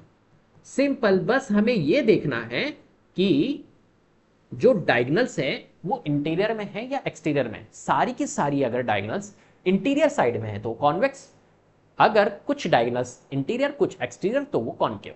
अब जैसे ये वाला फिगर देखो, इस फिगर को अगर आप देख रहे हो तो यहां पर कितनी साइड्स है? 1 2 3 4, राइट। देखो 1 2 3 4, 4 साइड्स है। मतलब ये क्या है? ये क्वाड्रिलेटरल है। जैसे ये क्वाड्रिलेटरल था वैसे ही ये क्वाड्रिलेटरल है, लेकिन ये जो क्वाड्रिलेटरल है ये किस टाइप का क्वाड्रिलेटरल है? ये है कॉनकेव। क्यों? क्योंकि यहां पर जो डायगोनल्स बन रही है वो देखो BD को कनेक्ट कर रही है, ये वाली डायगोनल्स, ये भी एक डायगोनल्स क्रिएट हो रही है जो कि इस फिगर के एक्सटीरियर पार्ट में। क्योंकि ये फिगर जो था वो ऐसा था, ये वाला फिगर, ये फिगर था, तो इस फिगर के एक्सटीरियर पार्ट में एक डायगोनल बनी, ये वाली, ये जो डायगोनल है, एक तो डायगोनल ये बन रही है और एक डायगोनल ये भी बन रही है। तो ये डायगोनल तो इंटीरियर बन रही है, लेकिन ये एक डायगोनल एक्सटीरियर बन रही है। तो इसको हम बोलेंगे ये पॉलीगन कौन सा है, ये कॉनकेव पॉलीगन है, कॉन्वेक्स नहीं है। ठीक है, चलो नेक्स्ट। अब हमें बताना है क्वेश्चंस, ये क्वेश्चन है आपके लिए, ठीक है, बहुत इंपॉर्टेंट क्वेश्चन है, एनसीईआरटी का ये। तो चलो, ये फिगर्स आपको गिवन है, इस फिगर्स को थोड़ा सा ऑब्जर्व करना है आपको और देखना है इनके अकॉर्डिंग आपको इनको क्या क्लासिफाइड करना है, राइट। ये है हमारे पास में फर्स्ट पार्ट है सिंपल कर्व। तो इन फिगर्स में आपको बताना है कि इन फिगर्स में कौन कौन सिंपल कर्व है, कौन कौन सिंपल क्लोज्ड कर्व है, कौन कौन पॉलीगन है, इस तरीके से आपको क्लासिफाइड करके। चलो बताओ यहां पर। तो देखो, सबसे पहली बात सिंपल कर्व, यहां पे इसके सामने ही लिख देंगे ना, सिंपल कर्व। सिंपल कर्व क्या होते हैं, मैंने आपको बताया था। सिंपल कर्व एक होता है non simple curve. Simple curve ऐसे कर्व होते हैं, प्लेन कर्व होते हैं, ठीक है, ऐसे कर्व होते हैं जो एक तो इंटरसेक्ट नहीं करें और एक तरह से कर्व होते हैं, राइट। बिना लिफ्ट किए पेंसिल को फिगर बन जाए, कर्व बन जाए, उसको हम बोलते हैं कर्व, प्लेन कर्व, है ना। और इंटरसेक्ट नहीं करने चाहिए। अगर इंटरसेक्ट कर रहा है ऐसा कर्व, ऐसा प्लेन कर्व जो इंटरसेक्ट कर रहा है, वो नॉन सिंपल होगा। लेकिन यहां पर इसने बोला है सिंपल कर्व, तो इंटरसेक्ट नहीं करना चाहिए। तो यहां पर पहले तो इस फिगर को देखो, क्या ये सिंपल कर्व है? तो बिना पेंसिल को लिफ्ट किए ये फिगर बन रहा है, तो बिल्कुल बन रहा है। देखो यहां पे अगर मैं यहां से स्टार्ट होता हूं तो ये इस तरीके से मैं इसको बिना पेंसिल को लिफ्ट किए बना सकता हूं। तो ये वाला जो फिगर है, फर्स्ट वाला फिगर, वो हमारा क्या होगा? सिंपल कर्व होगा। तो मैं यहां पे बदलाता हूं सिंपल कर्व, ठीक है। चलो सेकंड वाले फिगर को देखो, क्या सिंपल कर्व है सेकंड वाला फिगर? तो मैं यहां से स्टार्ट होता हूं मान के चलो, और यहां से बिना पेंसिल को लिफ्ट किए क्या मैं बना पा रहा हूं? यस। थर्ड वाला देखो, तो थर्ड वाले फिगर को अगर मैं यहां से स्टार्ट होता हूं तो ये लीजिए मैंने बनाया, और ये बनाने के बाद मैंने पेंसिल उठाई और फिर मैंने इसको बनाया। तो क्या पेंसिल मेरी लिफ्ट हो रही है? यस, मेरी लिफ्ट हो रही है। तो ये क्या सिंपल कर्व है? नहीं है। फोर्थ वाला देखो, फोर्थ वाले पार्ट में अगर आप देखोगे तो क्या मैं इसको बना पा रहा हूं बिना पेंसिल को लिफ्ट किए? तो ये स्टार है, बिल्कुल बिना पेंसिल लिफ्ट किए ये बन सकता है। तो इसका मतलब है कि तो सिंपल कर्व है? नहीं, ये कर्व है लेकिन ये नॉन सिंपल कर्व है। नॉन सिंपल कर्व है। कर्व तो है, ये प्लेन कर्व तो है, बिना पेंसिल लिफ्ट किए बन रहा है ये, तो कर्व है, लेकिन ये नॉन सिंपल कर्व है। क्या मेरी बात समझ में आ गई? तो क्या मैं इसको लूंगा? नहीं लूंगा, इसको मैं नहीं लूंगा। चलो फिफ्थ वाला पार्ट देखो। फिफ्थ वाले पार्ट को देखो, तो यहां से मैं स्टार्ट होता हूं मान के चलिए, और यहां से मैंने बनाया, तो यस बना पा रहा हूं बिना लिफ्ट किए पेंसिल को, तो 5 भी है हमारा। 6 देखिए, 6 को मैं मान के चलिए यहां से या कहीं से भी स्टार्ट हो जाता हूं, यहां से स्टार्ट हो जाता हूं, तो यस ये भी है, तो 6 वाला फिगर भी है, ठीक है। 7th देखिए, 7th भी है क्या? तो यहां से स्टार्ट होता हूं मान के चलो, यस ये भी है, कर्व है, ये भी कोई दिक्कत नहीं। 8th देखिए, 8th को, तो आप 8th के अंदर कंफ्यूज होगे, क्यों? क्योंकि देखो आपने यूं बनाया, यूं बना के यूं करके जो, और फिर यूं कर दोगे तो बन गया, तो ये सिंपल कर्व है? नहीं, ये कर्व नहीं है, नॉट अ कर्व। क्यों सर, ये कर्व ही नहीं है? नहीं, ये कर्व नहीं है। क्यों सर, ये कर्व क्यों नहीं है? क्योंकि कर्व जो होता है ना, अपन कभी भी अगर कर्व बनाएंगे तो उसका स्टार्टिंग पॉइंट और एंडिंग पॉइंट भी मीट करना चाहिए। यहां पर क्या है, यहां से मैं स्टार्ट कर रहा हूं मान के चलो, तो ये एक तरह से यहां से मैंने स्टार्ट किया, तो यूं करके और यूं करके यूं यहां पे आया, तो स्टार्टिंग पॉइंट ये था, एंडिंग पॉइंट ये था, मीट ही नहीं करा। बाकी इन सब में अगर आप देखोगे तो यहां से मैं स्टार्ट हो रहा हूं, तो मेरा स्टार्टिंग पॉइंट ये था और एंडिंग पॉइंट भी ये था, स्टार्टिंग पॉइंट ये था, एंडिंग पॉइंट भी ये था, स्टार्टिंग पॉइंट ये था, एंडिंग पॉइंट ये था, राइट। लेकिन इसमें ऐसा नहीं है, तो ये कर्व ही नहीं है पहली बात तो। और ये यहां पर क्या होगा, ये एक तरह से इंटरसेक्ट भी करेगा, और ये कर्व की डेफिनेशन को एक तरह से वो नहीं कर रहा है, डिफाइन नहीं कर रहा है। तो 1 2 5 6 7 ये हमारे कर्व, सिंपल क्लोज्ड कर्व। अब आपको कर्व में ही देखना है और क्लोज्ड देखना है। तो 1 2 5 6 7 फिगर को ही देखो, तो क्या ये 1 फिगर जो है ये क्लोज्ड है? बिल्कुल, एंट्री नहीं ले सकता अंदर, तो 1 फिगर हमारा क्लोज्ड है। 2 क्लोज्ड है? यस 2 क्लोज्ड है। 5 देखो, 5 कहां पर है? 5 हमारा क्लोज्ड है, यस 5 क्लोज्ड है। 6 देखो बेटा, 6 भी क्लोज्ड है, यस 6 भी क्लोज्ड है। 7 देखो, 7 भी क्लोज्ड है, यस 7 भी क्लोज्ड है, ठीक है, सारे के सारे क्लोज्ड है। चलो नेक्स्ट पॉलीगन। पॉलीगन जो होते हैं वो स्ट्रेट लाइन से बनते हैं, ठीक है। ऐसे क्लोज्ड करो, ऐसे सिंपल क्लोज्ड करो जो स्ट्रेट लाइन से बने, लाइन सेगमेंट से बने, उनको हम बोलते हैं पॉलीगन। तो कुल मिला के सिंपल क्लोज कर्व को ही देखना है और स्ट्रेट लाइन से बनने चाहिए। तो 1 2 5 6 7 को देखो तो 1 स्ट्रेट लाइन से बन रहा है, सारी की सारी हमारी स्ट्रेट लाइन है, यस। तो 1 हमारा क्या है, पॉलीगन। सेकंड देखो, सेकंड भी हमारा स्ट्रेट लाइन से बन रहा है। 5 को देखो, 5 हमारा ये रहा, स्ट्रेट लाइन से नहीं बन रहा है, तो ये हमारा पॉलीगन नहीं है। 6 स्ट्रेट लाइन से नहीं बन रहा है, 7 स्ट्रेट लाइन से नहीं बन रहा है, इसलिए पॉलीगन। कॉन्वेक्स पॉलीगन, अब मैंने आपको बताया था कॉन्वेक्स और कॉनकेव। कॉन्वेक्स क्या होता है, कॉन्वेक्स EX आ रहा है, EX का अपोजिट, एक्सटीरियर का अपोजिट इंटीरियर, जिसकी डायगोनल इंटीरियर साइड में बनती है। तो देखो आपको पॉलीगन को ही देखना है, अब सारे फिगर्स नहीं देखना है, जो पॉलीगन होगा वही तो कॉन्वेक्स और कॉनकेव में क्लासिफाइड होगा। तो पॉलीगन हमारे 1 और 2 ही है यहाँ पर, तो 1 और 2 को देखो कौन कॉन्वेक्स है और कौन कॉनकेव है। तो यहाँ पर 1 में देखो अगर, तो 1 वाला फिगर अगर आप देख रहे हो तो इसकी डायगोनल्स हमारी यहाँ पर बन रही है। क्या मेरी बात समझ में आ रही है? इसकी जो डायगोनल्स है वो मेरी यहाँ पर बन रही है, एक्सटीरियर साइड में बन रही है, इसलिए ये हमारा कॉनकेव है। और इसकी डायगोनल्स हमारी इंटीरियर साइड में बन रही है, यहाँ पर और यहाँ पर। तो ये हमारा सेकंड वाला फिगर जो है वो कॉन्वेक्स है, जिसकी सारी की सारी डायगोनल्स हमारी इंटीरियर साइड में बने उसको हम बोलते हैं कॉन्वेक्स। और कोई भी एक डायगोनल्स अगर एक्सटीरियर बन जाती है किसी की भी, किसी पॉलीगन की, तो उसको बोलते हैं कॉनकेव। तो इस वाले फिगर में देखो एक एक्सटीरियर बन गई, बस ज़्यादा अपने को चेक ही नहीं करना, एक हमारे को दिख रही, तो ये हमारा क्या है, कॉनकेव पॉलीगन है। क्लियर? चलो आगे बढ़ते हैं। पॉलीगन फॉर्मूलास, अब कुछ फॉर्मूलेस की बात कर लेते हैं अपन, ठीक है, कुछ फॉर्मूलेस की बात कर लेते हैं। तो कभी भी अगर आपको कोई पॉलीगन गिवन है, sum of all angles of N sided polygon, अगर आपको एंगल सम प्रॉपर्टी निकालनी है, इंटीरियर एंगल की प्रॉपर्टी, एक इंटीरियर एंगल प्रॉपर्टी होती है कि कोई भी एक पॉलीगन दिया हुआ है उसके सारे एंगल्स का सम कितना होगा, है ना। जैसे हमने पॉलीगन्स देखे थे, हमने ट्राइंगल्स देखा था, हमने क्वाड्रिलेटरल देखा था, हमने पेंटागन देखा था, तो उसके सारे इंटीरियर एंगल का सम कितना होगा वो अगर हमें निकालना है तो वो कैसे निकालते हैं, इस फॉर्मूले से, n-2 × 180, राइट। तो देखते हैं, देखो जैसे फॉर एग्जांपल ट्राइंगल है, कोई अगर ट्राइंगल है और ट्राइंगल्स के इंटीरियर एंगल का सम अगर मुझे निकालना है तो मैं कैसे निकालूंगा, ये फॉर्मूले, ठीक है। कैसे निकालूंगा, n-2 × 180 से। अब देखो ट्राइंगल के केस में क्या होगा हमारा, ट्राइंगल के केस में 3n होगी, n जो होता है वो नंबर ऑफ साइड्स होती है, तो 3 क्या होगा हमारा, n होगा, तो 3 पुट कर लेता हूं सिंपल, तो 3 - 2 × 180, तो 3 - 2 होता है 1, 1 × 180 विच इज 180, राइट। तो हमारा जो ट्राइंगल का एंगल सम प्रॉपर्टी होता है वो 180, मतलब ट्राइंगल के इंटीरियर एंगल्स का अगर हम सम करेंगे तो किसके इक्विवेलेंट आएगा, 180 के इक्विवेलेंट आएगा। आप करके देख लेना, कोई भी ट्राइंगल ले लेना, उसके सारे एंगल्स का सम जो होगा वो 180 होगा, राइट। ऐसे ही अगर हमें ट्राइंगल की जगह क्वाड्रिलेटरल का निकालना हो तो यहां पे पुट कर दूंगा। फॉर एग्जांपल क्वाड्रिलेटरल का भी निकाल लेते हैं, आप पेंटागन का इनका निकालना ट्राई करना, ठीक है। तो एन में मैं 4 रखूंगा क्योंकि क्वाड्रिलेटरल जो होता है वो 4 साइडेड फिगर होता है, तो n 4 हो जाएगा इंटू 180, तो 4 - 2 2 × 180, 2 × 180 अगर करूंगा तो कितना आएगा, 360। तो एंगल सम प्रॉपर्टी जो होती है क्वाड्रिलेटरल के इंटीरियर एंगल का सम जो होता है क्वाड्रिलेटरल का वो कितना होता है, 360 डिग्री होता है। ऐसे ही हम पेंटागन का भी निकाल सकते हैं, ठीक है, हेक्सागन, ऑक्टागन सबका निकाल सकते हैं। n-2 × 180, each angle of a regular polygon, कोई एक रेगुलर पॉलीगन गिवन है आपको, राइट, और उसका अगर हर एक एंगल का, क्योंकि देखो रेगुलर पॉलीगन है तो रेगुलर पॉलीगन के अंदर क्या होगा, सारे के सारे एंगल्स इक्वल होंगे, सारी की सारी साइड्स इक्वल होगी, ऐसा होता है।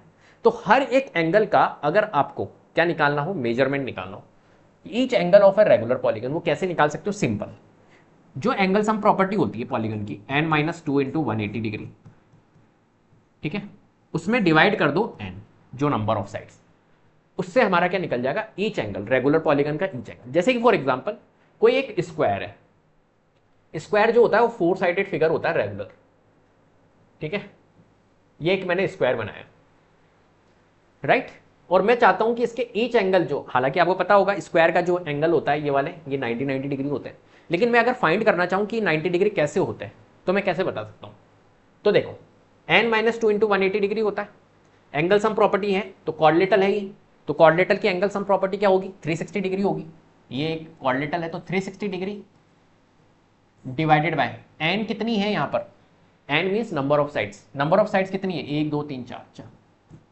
इसको काटोगे तो 90 डिग्री, तो हर एक एंगल कितने डिग्री का होगा, 90 डिग्री का होगा रेगुलर हमारा किसका, 4 साइडेड जो फिगर होता है रेगुलर पॉलीगन, है ना। तो यहां पर जो स्क्वायर है हर एक एंगल 90 डिग्री का होगा।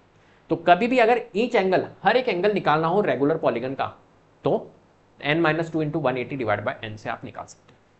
सम of all the exterior angle of a polygon, exterior angle का कोई भी अगर पॉलीगन है, देखो ये सबसे इजी कॉन्सेप्ट है, कोई भी पॉलीगन ले लो, कोई भी पॉलीगन, उसके अगर एक्सटीरियर एंगल का सम निकालोगे तो वो 360 डिग्री होता है। सिंपल सिंपल सी बात है, कोई भी पॉलीगन ले लो, उसके एक्सटीरियर एंगल का सम जो होगा वो हमारा कितना होगा, 360 डिग्री होगा।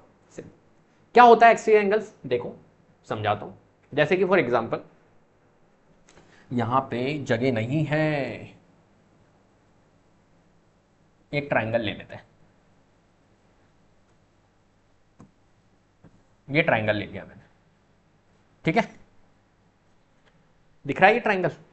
इस ट्राइंगल के इधर थोड़ा सा एक्सटेंड कर देता हूं तो ये एक एक्सटीरियर एंगल बनेगा, इस ट्राइंगल का एक्सटीरियर एंगल है। ऐसे ही मैं मान के चलो कि यहां पे एक्सटेंड कर देता हूं तो ये एक एंगल बन जाएगा। ऐसे ही मैं यहां पे एक्सटेंड कर देता हूं, तो कुल मिला के ये एंगल बन रहे हैं हमारे इस ट्राइंगल के एक्सटीरियर एंगल 1 2 3 एक्सटीरियर एंगल बन रहे हैं। अगर मैं इनका सम करूंगा इस वाले एंगल का, मान के चलो इस एंगल को 1 बोल देता हूं, एंगल 1, इसको एंगल 2 बोल देता हूं और इसको एंगल 3। इन angle 1 plus angle 2 plus angle 3 अगर मैं करूंगा तो किसके इक्विवेलेंट निकलेगा, वो निकलेगा 360 डिग्री के। क्या मेरी बात समझ में आ गई। मतलब एक्सटीरियर एंगल जो होती है किसी भी पॉलीगन की, मैं ट्राइंगल की बात नहीं कर रहा हूं, कोई भी पॉलीगन ले लो, पेंटागन, हेक्सागन, कोई भी ले लो, उसका जो एक्सटीरियर एंगल का सम होगा वो 360 डिग्री ही होगा। चाहे वो रेक्टेंगल हो, चाहे वो पेंटागन हो, चाहे वो हेक्सागन हो, उसकी एक्सटीरियर एंगल क्या होता है, जो फिगर से बाहर हो एंगल बने, उसको बोलते हैं एक्सटीरियर एंगल। तो उनका सम क्या होगा, 360 डिग्री, ठीक है। N sided polygon has n into n minus 3 divide by 2 diagonals, इसका यूज कर रखे हैं, ठीक है। डायगोनल्स जब भी अगर हमें बतानी हो कि कितनी डायगोनल्स है किसी पॉलीगन के अंदर, तो कैसे बताएंगे, n into n minus 3 divide by 2 poly फॉर्मूले से। चलो क्वेश्चन है हमारे पास में, the angles of a quadrilateral are 110 degree, 72 degree, 55 degree and x degree, find the value of x। हमें क्या बताना है यहां पर इस क्वेश्चन के अंदर, जो क्वाड्रिलेटरल है उसके एंगल्स दिए हुए हैं 110 degree, 72 degree, 55 degree and x degree, right. हमें बतानी है x की वैल्यू क्या होगी।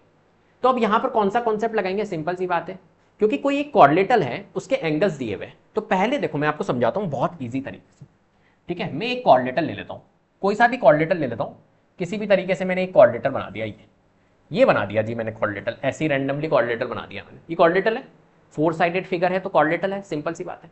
अब इसके अंदर मैंने कहा कि ये वाला जो एंगल है ये मैंने ऐसे ही बोल दिया कि यार 110 डिग्री है, ठीक है।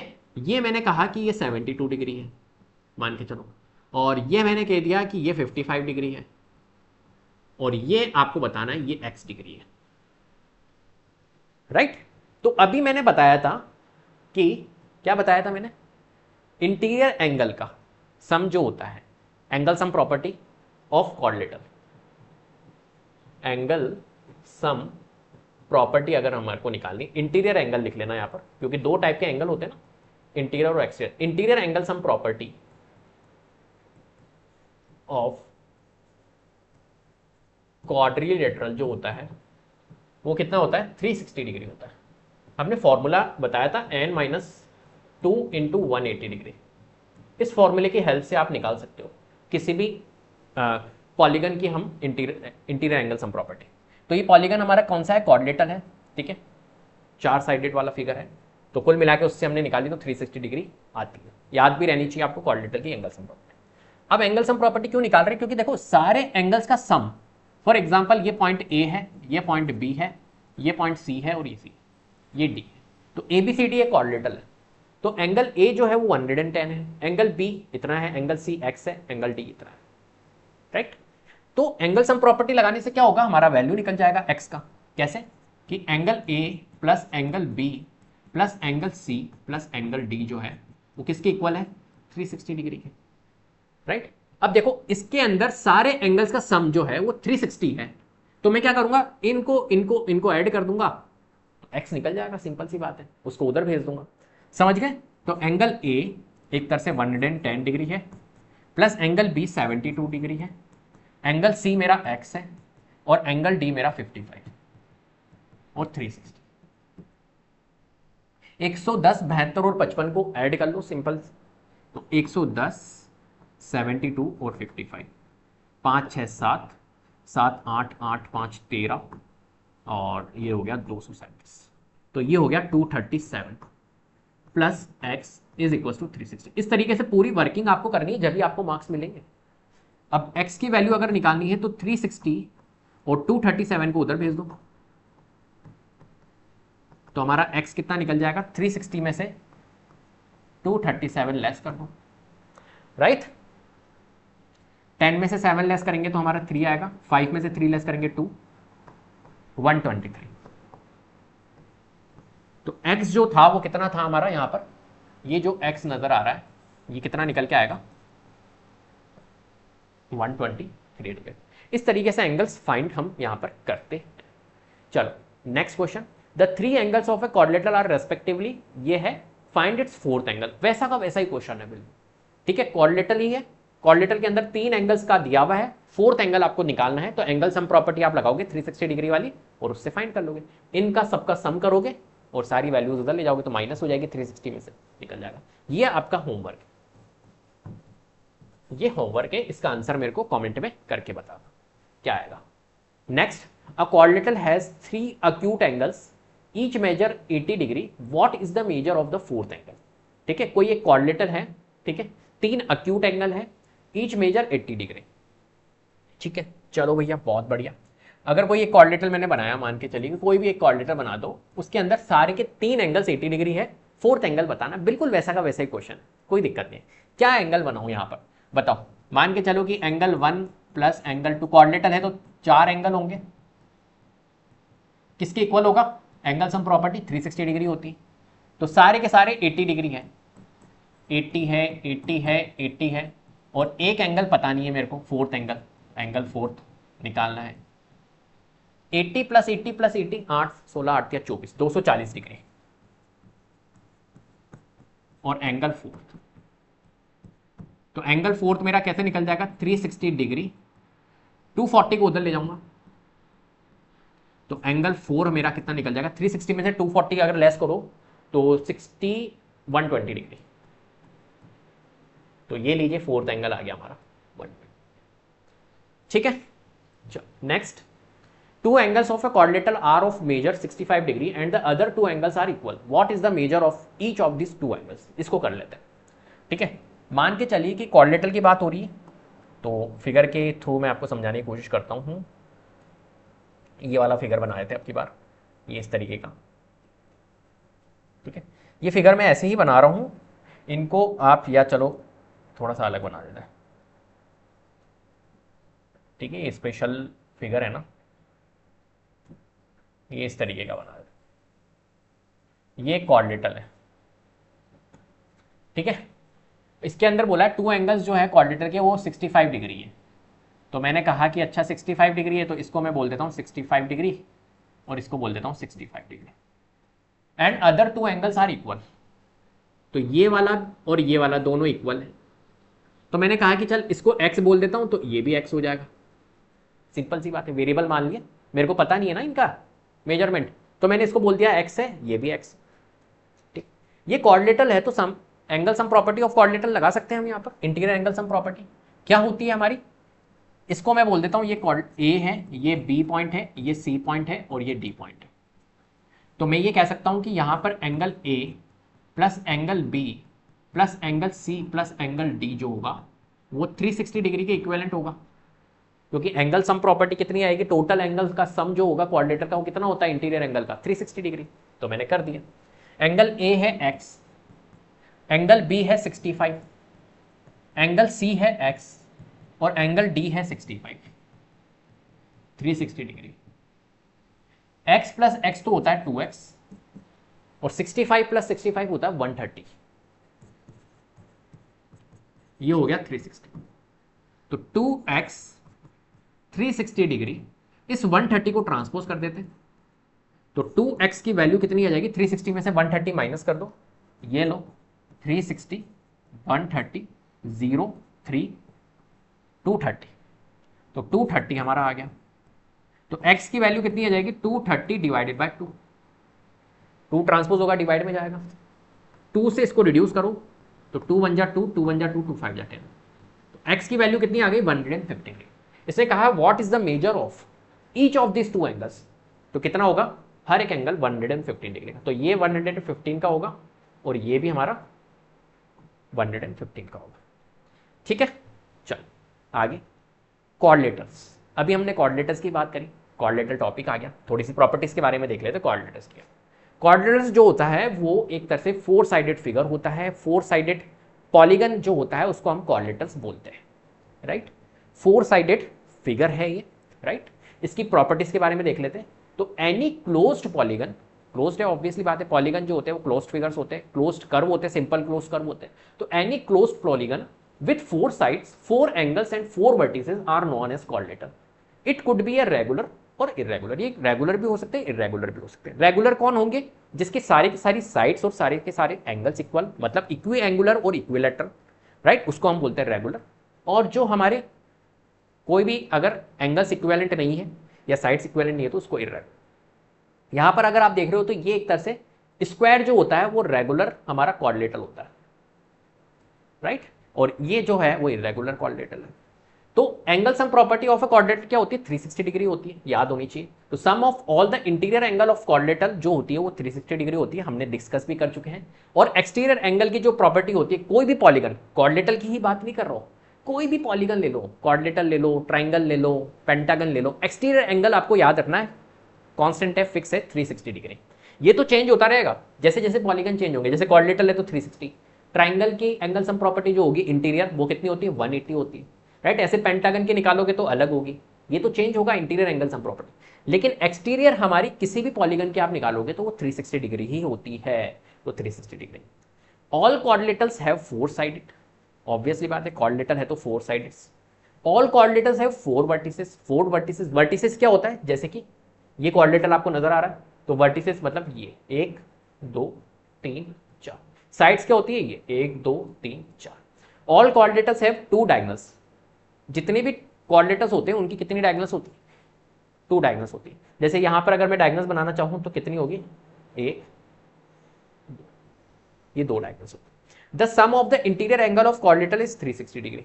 जो इंटीरियर एंगल का सम होता है वो कितना होता है 360 डिग्री होता है, ठीक है। तो इंटीरियर एंगल का सम जो होगा वो 360 डिग्री होता है। यहां ये वाला देखो आप क्वेश्चन, ये कह रहा है ABCD is a coordinator, ABCD एक कोऑर्डिनेटर है।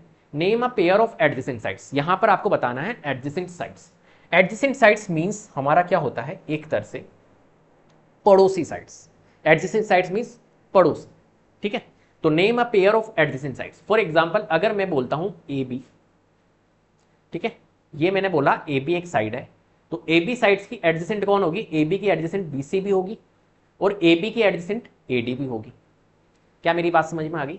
तो फर्स्ट पार्ट देखो यहां पर पेयर के फॉर्म में लिखना है, पेयर ऑफ एडजेसेंट साइड्स। तो आप यहां पर बोलोगे ए बी और एक तरह से ए बी की एडजेसेंट सी डी है, बी सी है सॉरी, ये लीजिए।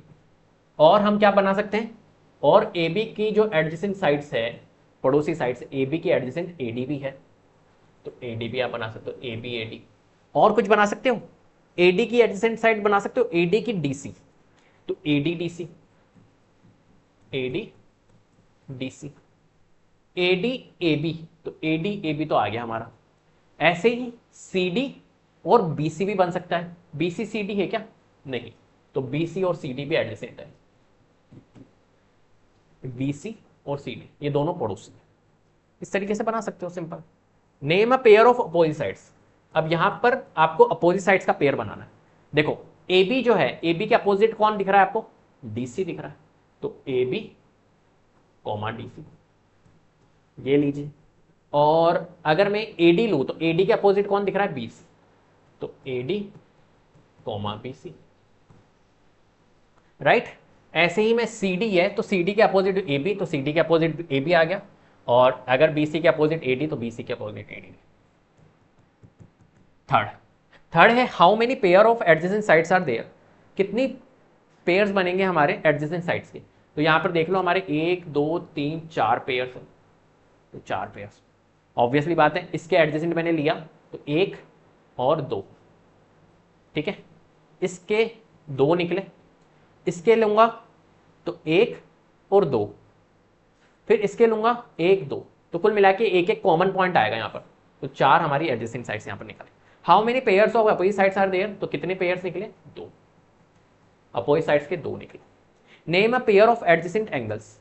एडजेसेंट एंगल्स, एडजेसेंट एंगल्स मतलब यहां पर आपको बताना है, जैसे एंगल ए है, एंगल ए का एडजेसेंट पड़ोसी कौन है, तो एंगल ए का पड़ोसी है एंगल डी और एंगल बी। एडजेसेंट कौन नहीं है, एंगल सी नहीं है, सी अलग, इसके कनेक्ट में है ये। कनेक्टिविटी जिससे है ना वो एडजेसेंट होता है। ए का डी से कनेक्टिविटी है, बी से, क्या सी से कनेक्टिविटी है, नहीं, तो ये एडजेसेंट है।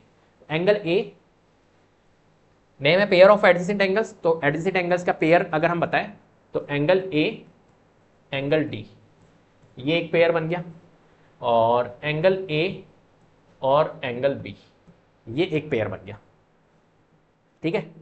ऐसे ही एंगल बी से अगर मैं बताऊं, एंगल बी से एंगल सी का बन सकता है, एंगल ए का बना चुका हूं मैं, तो एंगल बी और एंगल सी, और एंगल सी से एंगल डी बन सकता है, एंगल बी का बन चुका है, एंगल सी और एंगल डी। एंगल डी से ए हमारा बन चुका है, एंगल सी, एंगल डी से ए हमारा बन चुका है। बस 4 हमारे क्या होंगे यहां पर, 4 हमारे होंगे adjacent angles. Name a pair of opposites angles. Opposite angle कौन कौन से होंगे, एंगल ए का किससे हो रहा है अपोजिट, एंगल सी, और एंगल बी का एंगल डी, ये लीजिए, राइट। और बन सकता है अपोजिट, नहीं बन सकता।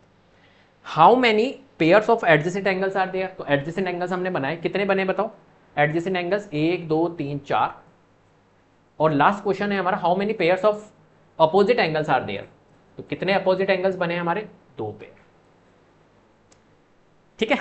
इस तरीके से अपने को क्वेश्चन सॉल्व करने हैं। चलो next, the 4 angles of a quadrilateral are 3:5:7:8। अब ये क्वेश्चन जो है ये रेशो बेस्ड है। जब भी रेशो बेस्ड क्वेश्चन आते हैं तो उनको कैसे डील किया जाता है, इस चीज को समझते हैं, ठीक है। समझना बहुत ध्यान से। देखो, एक क्वाड्रिलेटरल है जिसके अंदर 4 एंगल्स हैं, ठीक है। तो मैं एक क्वाड्रिलेटरल आपके सामने बना देता हूं, एक क्वाड्रिलेटरल बना लेते हैं इस टाइप का।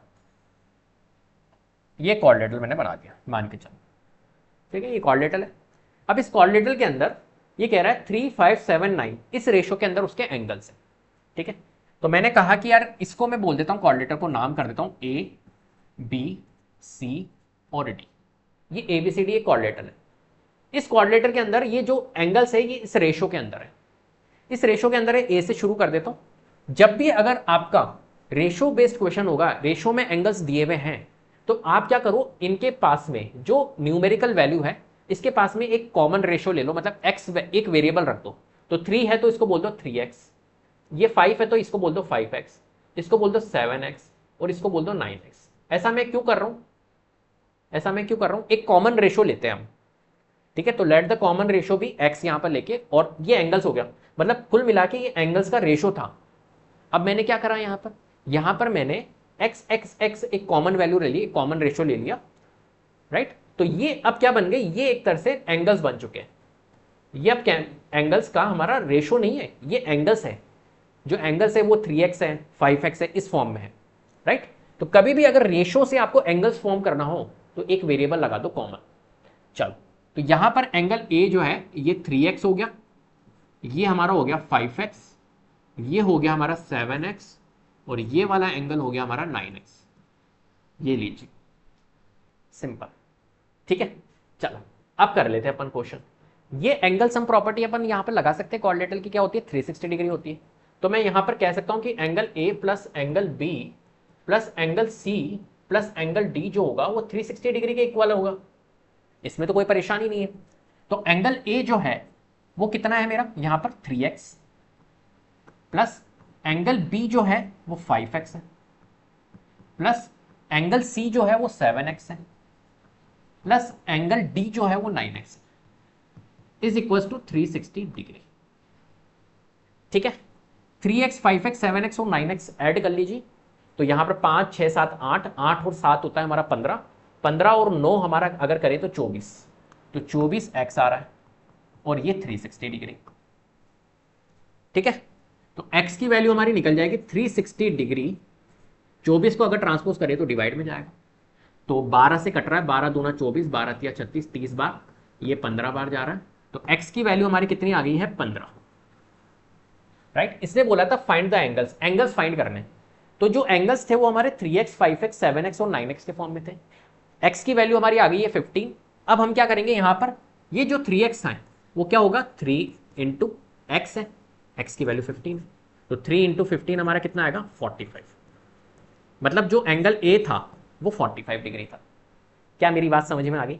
ऐसे ही एंगल बी निकालते हैं। तो यहां पर आप देखो 5x है, तो 5 इंटू एक्स की वैल्यू हमारी कितनी आई थी? 15 आई थी। 15 चौक 60, 15 5 75 रह गए। तो एंगल बी की वैल्यू हमारी आ गई 75 डिग्री। ऐसे ही हम 9x की वैल्यू निकाल लेते हैं। यहां पर 9x है, तो 9 इंटू एक्स की वैल्यू हमारी कितनी आई थी? 15 डिग्री आई थी। 15 नाम 135, तो हमारा कितना निकला? Angle C 135। ये निकाल लेते हैं, तो ये है हमारा 7x, 7 इंटू 15, 15 सत्ते 105। ठीक है, तो ये हमारा एंगल सी निकल गया। तो सारे के सारे एंगल्स हमने निकाल दिए हैं, angle A, angle B, angle C और एंगल डी आई और ये एंगल सी। राइट, इस तरीके से अपने को क्वेश्चंस को सॉल्व करना होता है जब भी रेशियो बेस्ड क्वेश्चन आए। In figure 16.20 find the measure of angle M P N. हमें क्या करना है, यहां पर एम पी एन की वैल्यू निकालनी है। अब देखो, कभी भी अगर हमें एंगल्स देखना हो, मिड वाली वैल्यू एंगल होती है। जैसे यहां पर लिखा हुआ है एंगल एम पी एन, तो एंगल एम पी एन, तो इसमें एंगल कहां बनेगा? एंगल बनेगा मिड वैल्यू। मिड वैल्यू क्या है एम पी एन में? पी। तो एंगल बनेगा हमारा पी पे, ये ध्यान रखना। तो यहां पर देखो एम पी एन, तो एंगल कहां बन रहा है? यहां पर, ये एंगल है। तो इस एंगल की वैल्यू अपने को फाइंड करनी है। आगे बात समझ में? तो पहला फोकस अपने को क्या करना है? पहला फोकस अपने को ये करना है, पहला फोकस अपने को ये करना है कि ये जो एंगल है, ये जो एंगल है, ये एंगल आ कहां रहा है? तो आप कहोगे सर ये एंगल आ रहा है हमारा, देखो यहां पर। तो सर ये तो क्वाड्रिलेटरल बन रहा है। हाँ, अगर ये क्वाड्रिलेटरल बन रहा है तो यहां पर एंगल सम प्रॉपर्टी लगा सकते हैं क्या सर? बिल्कुल लगा सकते हैं। देखो ये है 45 डिग्री, ये आपको जब भी बॉक्स दिख जाए, बॉक्स होता है 90 डिग्री का, राइट? ये परपेंडिकुलर होता है, एक्चुअली में ये परपेंडिकुलर होता है, यहां बॉक्स होता है। तो ये हमारा 90 डिग्री, और ये भी हमारा बॉक्स बना हुआ है, मतलब यहां पर भी 90 डिग्री। अब मुझे बताओ, ये 90 है, ये 90 है, ये 45 है, तो क्या मैं इसकी वैल्यू निकाल सकता हूं? यस सर, निकाल सकते हो। क्या दिक्कत है? कोई दिक्कत नहीं है, निकालते हैं। तो देखो, ये एंगल O है, ये एंगल M है, ये एंगल P है और ये एंगल N है, राइट? तो हम यहां पे लिखेंगे angle O plus angle M। अब देखो, एंगल M में इसलिए नहीं लिख सकता हूं क्योंकि एंगल M में मेरा यहां पर भी आ रहा है और यहां पर भी आ रहा है, समझ रहे हो? एक्चुअली में एंगल M, ये पूरा एंगल M है, ये पूरा एंगल M है, ठीक है? तो अगर मैं एंगल M लिखता हूं तो गलत हो जाएगा। तो अब इसको मैं, इस वाले एंगल को लिखने का क्या तरीका होगा मेरा? इस वाले एंगल को लिखने का एक तरीका हो सकता है, या तो एक काम कर सकता हूं, इजी, आपके लिए इजी कर देता हूं। इस वाले एंगल को बोल दो, एक सेकेंड, आपके लिए थोड़ा सा इजी कर देते हैं अपन इस क्वेश्चन को। इसको मैं कह देता हूं कि यार ये एंगल 1 है, इसको एंगल 1 बोल दो, इस वाले को एंगल 2 बोल दो, इस वाले को एंगल 3 बोल दो और इस वाले एंगल 4 बोल दो, राइट? बस हो गया इजी। तो एंगल एम पी एन की वैल्यू मैंने क्या ले ली? एंगल 3 है, ये एक तरह से एंगल 3 है, तो एंगल 3 अपने को फाइंड करना है, ठीक है? तो अब कर लेते हैं, एंगल सम प्रॉपर्टी लगा लेते हैं। तो angle 1 plus angle 2 plus angle 3 plus angle 4, ये किसके इक्विवेलेंट होगा? एंगल सम प्रॉपर्टी होती है क्वाड्रिलेटर की 360 डिग्री, सारे एंगल्स का सम 360 डिग्री। तो एंगल 1 की जो वैल्यू है, एंगल 1 की जो वैल्यू है वो कितनी है? यहां पर 45 डिग्री। एंगल 2 की वैल्यू 90 डिग्री, एंगल 3 की वैल्यू पता नहीं है, निकालनी है, और एंगल 4 की वैल्यू हमारी 19 is equal to 360 degree. 90 plus 90 180, 180 plus 45 225 plus angle 3 is equal to 360 degree. तो एंगल 3 की वैल्यू हमारी निकल जाएगी 360 डिग्री, 225 को उधर ट्रांसपोज करूं तो एंगल 3 हमारा कितना निकलता है देखते हैं। 360 225, 10 में से 5 लेस करेंगे 5, 5 में से 2 लेस करेंगे 3, 125 डिग्री। ठीक है, 5 में से 2 लेस करेंगे 3, सॉरी, 10 में से 5 लेस करेंगे 5, 5 हो गया, 5 में से 2 लेस करेंगे 3, और 135 डिग्री। तो एंगल 3 की वैल्यू जो आएगी 135 डिग्री, मतलब यहां पर जो एंगल होगा वो कितना होगा, जो एंगल एमपीएन था वो हमारा निकल चुका है कितना, 135 डिग्री। राइट, इस तरीके से अपने को निकालना होता। चलो नेक्स्ट। तो कोऑर्डिनेटर्स जो होते हैं वो कौन कौन से होते हैं, कुछ स्पेशल टाइप के, जैसे स्क्वायर्स है, रेक्टेंगल है, पैरेललोग्राम है, ट्रपेजियम है, रोम्बस है, काइट है, ये सारे के सारे कोऑर्डिनेटर्स हैं। राइट, इन कोऑर्डिनेटर्स को अगर हम देखें तो यहां पर सारे के सारे coordinator means 4 number of sides figures. तो यहां पर 4 साइड्स है ना सारे फिगर्स की, देखो 4 साइड है, यहाँ पे 4 है, यहाँ पे भी 4 है। तो ये स्पेशल टाइप के, जैसे कुछ को हम बोलेंगे स्क्वायर्स, रेक्टेंगल, पैरेललोग्राम। पैरेललोग्राम की क्या प्रॉपर्टी होती है, क्यों पैरेललोग्राम बोलते हैं इसको, वो अभी हम पढ़ेंगे पैरेललोग्राम के बारे में। ट्रपेजियम, राइट, रोम्बस, काइट, ये सारे हमारे क्या है एक तरह से कोऑर्डिनेटर है। अभी इनकी प्रॉपर्टीज को हम देखेंगे। तो सबसे पहली बात करते हैं ट्रपेजियम की। ट्रपेजियम के अंदर क्या होता है, opposites, one pair of opposite side जो होता है वो क्या होता है, हमारा पैरेलल होता है।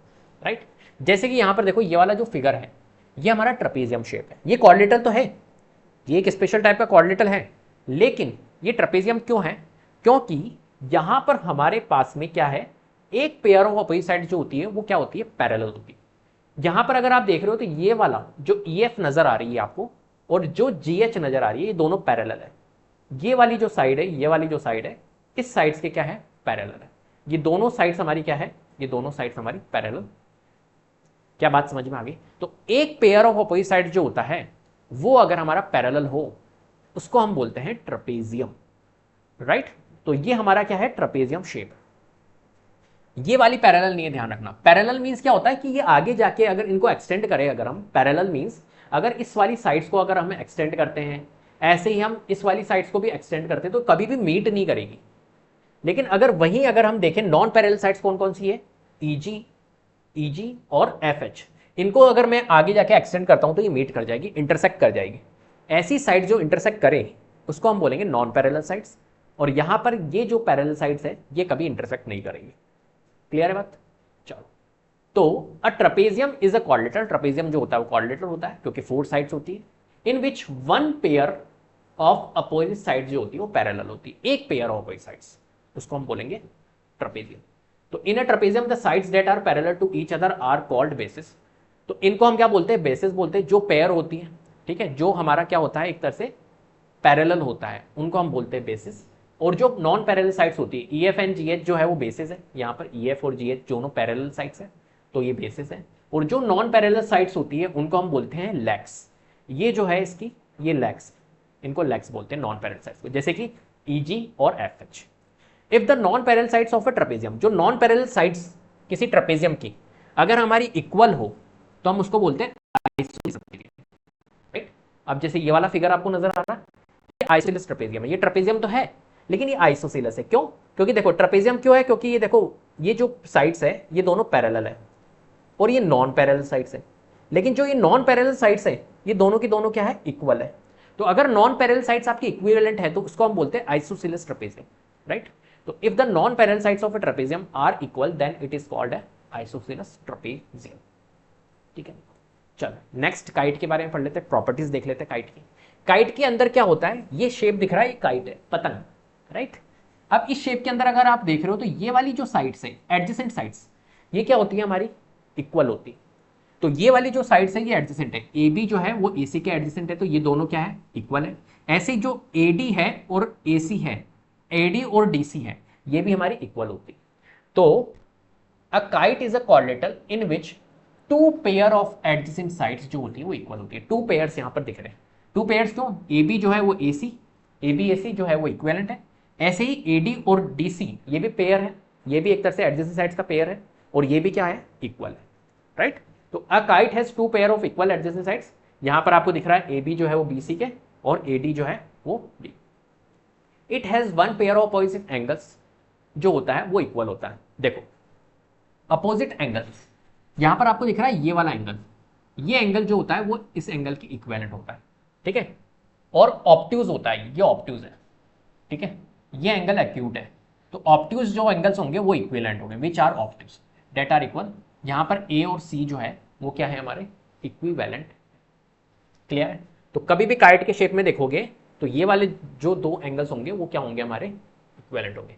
It has diagonals that are perpendicular. जो इसकी डायगोनल्स होती है, ये डायगोनल्स है आपकी, ये डायगोनल्स जो होती है वो परपेंडिकुलर बाइसेक्ट करती है। परपेंडिकुलर बाइसेक्ट का मतलब है कि डायगोनल्स इसको बाइसेक्ट करेंगे तो यहाँ पर क्या बनेगा? 90 डिग्री का एंगल बनेगा। यहाँ सारी जगह के 90 डिग्री, तो परपेंडिकुलर बाइसेक्ट करता है। बाइसेक्ट करने का मतलब है ये छोटी वाली साइड्स को बड़ी वाली साइड्स क्या करती है? बाइसेक्ट करती है, बिल्कुल हाफ हाफ में डिवाइड करती है। बाइसेक्ट करना मतलब कोई एक अगर 4 सेंटीमीटर की लाइन है, ये 4 सेंटीमीटर की है, तो बिल्कुल हाफ में करना। यहां से लेके यहां तक 2 सेंटीमीटर और यहां से लेके यहां तक 2 सेंटीमीटर, इसको कहते हैं बाइसेक्ट करना, हाफ हाफ। तो यहां पर देखो ये बाइसेक्ट कर रही है इस AC को, एक तरह से ए, यहां पर O अगर मैं बोल दूं तो AO और OC में बाइसेक्ट कर रही है। AO जो है वो OC के इक्विवेलेंट हो जाएगी, ठीक है। और परपेंडिकुलर मींस बिल्कुल 90 डिग्री पे। The longer diagonal bisect the shorter diagonal. जो लॉन्गर डायगोनल है वो क्या करती है? बाइसेक्ट करती है छोटी वाली डायगोनल्स, ठीक है। ये प्रॉपर्टीज होती है, ये याद रखनी है आप। पैरेललोग्राम, अब देखो पैरेललोग्राम को अगर हम देखें तो जो पैरेललोग्राम होता है, जैसे कि हमने ट्रेपेजियम पढ़ा, तो ट्रेपेजियम के अंदर क्या होता है? One pair of opposite sides जो होती है वो क्या होती है? वन पेयर जो होता है अपोजिट साइड्स का वो पैरेलल होता है। यहां पर two pair of opposite sides जो होगी वो पैरेलल होगी, राइट। क्लियर है? तो यहां पर देखो, if the two pair of opposite sides are parallel in a quadrilateral then it is called a parallelogram. Trapezium के केस में वन पेयर, पैरेललोग्राम के केस में टू पेयर। कैसे? देखो जैसे यहां पर AB है, AB जो है वो DC या CD बोल दो, इसके पैरेलल होगी। मतलब हम यहां पर कहेंगे AB जो है, पैरेलल का साइन ये होता है, ऐसे दो डंडी बना दो, तो AB जो है वो CD के पैरेलल होगी। ऐसे ही AD जो है वो पैरेलल है BC के। ये two pair of opposite sides जो है वो क्या है? हमारे यहां पर पैरेलल। तो हम इसको क्या बोलेंगे? ये हमारी क्या है? ये पैरेललोग्राम है। तो किसी भी क्वाड्रिलेटरल के अंदर अगर आपकी two pair of opposite sides parallel है तो उसको हम बोलेंगे पैरेलल। यहां पर अगर आप देखोगे तो पैरेललोग्राम देखो, ये रोम्बस जो होता है, रोम्बस के अंदर क्या होती है? Two pair of opposite. ये वाली साइड्स जो होती है ये इसके पैरेलल होती है और ये वाली साइड्स इसके पैरेलल होती है, तो ये भी एक पैरेललोग्राम है। ऐसे रेक्टेंगल में भी अगर आप देखोगे तो ये वाली साइड्स इसके पैरेलल होती है और ये वाली साइड्स इसके पैरेलल होती है, तो ये भी पैरेललोग्राम है। ऐसे ये वाली साइड्स इसके पैरेलल होती है, ये वाली साइड्स इसके पैरेलल होती है, तो ये भी पैरेललोग्राम है। तो स्क्वायर हुआ, रोम्बस हुआ, रेक्टेंगल हुआ, ये क्या होते हैं? हमारे पैरेललोग्राम होते हैं, ठीक है। प्रॉपर्टीज ऑफ अ पैरेललोग्राम देख लेते हैं। तो ये बहुत इंपॉर्टेंट है क्योंकि ये क्वेश्चंस में अपने काम आएगा। तो यहां पर देखो ये एक पैरेललोग्राम ड्रॉ करा हुआ है, तो प्रॉपर्टीज क्या क्या होती है इस चीज को समझने की कोशिश करते हैं। सबसे पहली बात देख लेते हैं साइड्स की। जो साइड्स होती है पैरेललोग्राम के अंदर, है ना, वो क्या होती है? इक्विवेलेंट होती है। अपोजिट साइड जो होती है वो इक्विवेलेंट। जैसे यहां पर ये AB जो होगा वो CD के इक्विवेलेंट होगा अगर पैरेललोग्राम है तो, और एक तरह से ये AD जो है वो BC के इक्वल भी है और पैरेलल भी है। तो पैरेललोग्राम अगर है तो अपोजिट साइड्स क्या होती है? हमारी इक्वल एंड पैरेलल होती है। डायगोनल्स, डायगोनल्स जो होती है वो क्या करती है? बाइसेक्ट करती है। जैसे यहां पर देखो AO जो है वो OC के इक्विवेलेंट है। जो पैरेललोग्राम की डायगोनल्स होती है वो बाइसेक्ट करती है ईच अदर, ठीक है। तो यहां पर जो AO है वो OC के इक्विवेलेंट है और DO जो है वो OB के इक्विवेलेंट है। तो डायगोनल्स क्या होती है? इक्विवेलेंट होती है, मतलब कुल मिला के बाइसेक्ट करेगी। एंगल्स, एंगल्स A जो आपको ये जो पैरेललोग्राम नजर आ रहा है तो इसके अंदर जो एंगल A नजर आ रहा है वो एंगल C के इक्विवेलेंट, मतलब अपोजिट एंगल्स जो होते हैं पैरेललोग्राम में वो क्या होते हैं? इक्विवेलेंट होते हैं। तो angle A plus angle A जो है वो एंगल C के इक्विवेलेंट होगा, एंगल D जो है वो एंगल B के इक्विवेलेंट होगा। और पैरेललोग्राम के अंदर एक चीज और, जो हमारा एंगल A है और जो हमारा एंगल D है, मतलब एडजेसेंट एंगल्स, उनका सम कितना होता है? 180 डिग्री होता है पैरेललोग्राम के अंदर, ध्यान रखना। तो एंगल A और एंगल D, एंगल A का एडजेसेंट कौन है? Angle D। तो angle A plus angle D जो है वो मैं क्या कह सकता हूं, इन दोनों का सम 180 डिग्री होगा। अब आप कहोगे सर एंगल ए का एडजेसेंट हमारा एंगल बी भी तो है, तो एंगल ए और एंगल बी का भी सम 180 डिग्री होगा। हाँ बिल्कुल होगा। ऐसे ही एंगल बी अगर आप लोगे तो एंगल बी का एडजेसेंट एंगल ए है जो कि मैं ले चुका हूं, एंगल बी का एडजेसेंट एंगल सी भी है, तो इसका भी सम 180 डिग्री होगा। यस। ऐसे एंगल सी में ले चुका हूं, एंगल सी और एंगल डी में ले चुका हूं क्या, नहीं।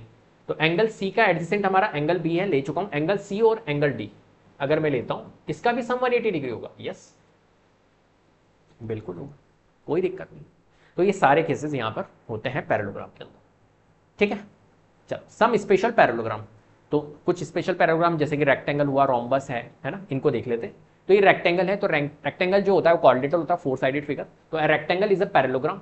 पैरेललोग्राम है, क्यों पैरेललोग्राम है, क्योंकि अपोजिट साइड जो होती है वो इक्वल एंड पैरेलल होती है with 2 pair of equal and parallel opposite sides and 4 right angles यहां पर होते हैं। ठीक है, 2 पेयर ऑफ पैरेलल साइड्स यहां पर कौन कौन सी है, जैसे ए बी जो है वो पैरेलल है डीसी, ये आप देख सकते हो, कोई दिक्कत नहीं। 4 राइट एंगल्स होते हैं, 90 डिग्री होते हैं, सारे के सारे 90 डिग्री पे होंगे। अपोजिट साइड जो होती है वो इक्वल लेंथ की होती है। 2 इक्वल डायगोनल्स होती है, जो डायगोनल्स होती है रेक्टेंगल के अंदर ये क्या होती है, इक्विवेलेंट होती है। Diagonals that bisect each other, जो इसकी डायगोनल्स होती है वो क्या करती है, एक दूसरे को बाइसेक्ट करती है। बाइसेक्ट करने का मतलब है अगर यहाँ पर ओ पॉइंट है तो डीओ ओबी के इक्विवेलेंट होगा, ऐसे ये इसके इक्विवेलेंट होगा। ठीक है, चलो नेक्स्ट स्क्वायर। स्क्वायर भी एक तरह से क्या है, पैरेललोग्राम है, क्वाड्रिलेटरल है और पैरेललोग्राम है। पैरेललोग्राम क्यों है, क्योंकि opposite sides equal and parallel होती है, तो इसलिए पैरेललोग्राम है। इसकी भी हम क्वालिटीज देख लेते हैं, प्रॉपर्टीज देख लेते हैं, है ना। 4 इक्वल साइड्स होती है। रेक्टेंगल के अंदर क्या था, opposite sides equal and parallel. यहां पर क्या है, अपोजिट साइड्स पैरेलल है प्लस अपोजिट साइड्स, हमारी opposite sides equal and parallel है और सारी की साइड्स इक्वल होती है। सिंपल सी बात है। 4 राइट एंगल्स होते हैं, angle A B C D, ये सारे के सारे 90 डिग्री। 2 पेयर ऑफ पैरेलल साइड्स जो है यहाँ पर ए बी जो है वो सी डी के पैरेलल है और ए डी जो है वो बी सी के पैरेलल है। 2 इक्वल डायगोनल्स, जो डायगोनल्स होती है वो क्या होती है, इक्वल होती है, जैसे रेक्टेंगल में था। Diagonals that are perpendicular to each other, जो डायगोनल्स होती है वो क्या करती है, एक दूसरे को एक तरह से बाइसेक्ट करती है, परपेंडिकुलर टू ईच अदर। और diagonals that bisect each other. ठीक है, तो डायगोनल्स जो है वो परपेंडिकुलर बाइसेक्ट करती है ईच अदर, यहां पर 90 डिग्री बनेगा। राइट, चलो नेक्स्ट रोम्बस। अगर रोम्बस में देखें तो रोम्बस क्या है, एक तरह से पैरेललोग्राम है विद 4 इक्वल साइड्स। यहां पर अगर आप देखो तो देखो रोम्बस और स्क्वायर के अंदर क्या डिफरेंस होता है। जो हमारा रोम्बस होता है इसके अंदर भी हमारे, पहले सिमिलरिटीज को देख लेते हैं। रोम्बस और स्क्वायर एक ही होता है देखा जाए तो। ठीक है, सिमिलरिटीज को देखते हैं। स्क्वायर के अंदर भी ऑल साइड्स इक्विवेलेंट होती है, रोम्बस के अंदर भी ऑल साइड्स इक्वल होती है, ये सारी की सारी साइड्स इक्वल है। लेकिन स्क्वायर के अंदर हर एक एंगल 90 डिग्री का होता है, रोम्बस में ऐसा नहीं है कि ये सारे एंगल्स 90 डिग्री होते हैं, पहली बात। ठीक है, चलो तो रोम्बस जो होता है वो पैरेललोग्राम होता है, 4 इक्वल साइड्स होती है इसके अंदर, in which the opposite angles are equal, और इसके अपोजिट एंगल्स जो होते हैं वो इक्विवेलेंट होते हैं। जैसे कि यहाँ पर ये वाला एंगल एच जो है एंगल एफ के इक्विवेलेंट होगा और एंगल ई जो है वो एंगल जी के इक्विवेलेंट होगा। और जो इसकी डायगोनल्स होती है वो क्या करती है, एक तरह से इसको बाइसेक्ट करती है ईच अदर एट 90 डिग्री पे। राइट, तो यहाँ पर देख लेते हैं 2 pair of parallel sides. 2 pair होती है पैरेलल साइड्स की, मतलब ये जो है ये इसके पैरेलल होगा और ये जो है ये इसके पैरेलल होगा, तो ये लिख दिया। 4 इक्वल साइड्स है यहाँ पर, इक्वल अपोजिट एंगल्स है, एंगल्स जो होते हैं वो इक्वल होते हैं। राइट, डायगोनल्स जो होती है परपेंडिकुलर बाइसेक्ट करती है एट 90 डिग्री। चलो एरिया ऑफ क्वाड्रिलेटरल। अब क्वाड्रिलेटरल का एरिया हम कैसे फाइंड करेंगे, ठीक है, ये भी देख लेते हैं। कुछ फॉर्मूलेज होते हैं, ये आपको याद होने चाहिए। जैसे स्क्वायर है तो स्क्वायर का एरिया अपन कैसे फाइंड करें, ठीक है, कैसे फाइंड कर सकते हैं area of square. Area of square होता है हमारा साइड इनटू साइड, इससे हम एरिया फाइंड कर सकते हैं किसका, स्क्वायर का। ऐसे ही रेक्टेंगल का अगर हमें एरिया निकालना है तो लेंथ इनटू ब्रेड्थ। राइट, ऐसे पैरेललोग्राम का निकालना है तो बेस इंटू हाइट। ऐसे ही ट्रेपेजियम का निकालना है तो half into sum of parallel sides into height. Parallel sides क्या होती है, ए और बी, जैसे यहाँ पे ए प्लस बी लिखा हुआ है ना, तो sum of parallel sides into height. Rhombus का निकालना है तो half into diagonal 1 into diagonal 2। और काइट का अगर निकालना है तो half into D1 into D2 या बेस इंटू हाइट। ठीक है, इस तरीके से हम यहाँ पर निकाल सकते हैं। अगर आपको डायगोनल्स गिवन है काइट की तो half into D1 into D2 से आप निकाल सकते हैं। चलो next, fill in the blanks in each of the following so as to make the statement true. A rhombus is a parallelogram in which, rhombus को हम पैरेललोग्राम क्यों बोलते हैं, ठीक है, इसका कारण आपको बताना है। क्योंकि रोम्बस के अंदर अपोजिट साइड जो होती है वो इक्वल एंड पैरेलल होती है, तो इन विच, इसलिए उसको पैरेललोग्राम बोलते हैं। अपोजिट साइड्स, दिख रहा है, कोई दिक्कत तो नहीं है इसमें? हाँ दिख रहा है। या एक काम करते हैं, एक सेकेंड, आपको दिखने में प्रॉब्लम हो सकती है, यहां कर लेते हैं। फर्स्ट है इन विच अपोजिट साइड्स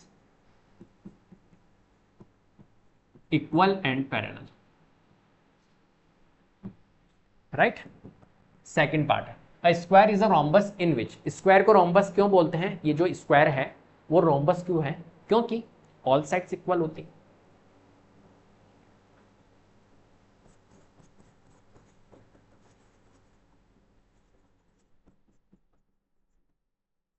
ठीक है, square is a rhombus because all sides are equal.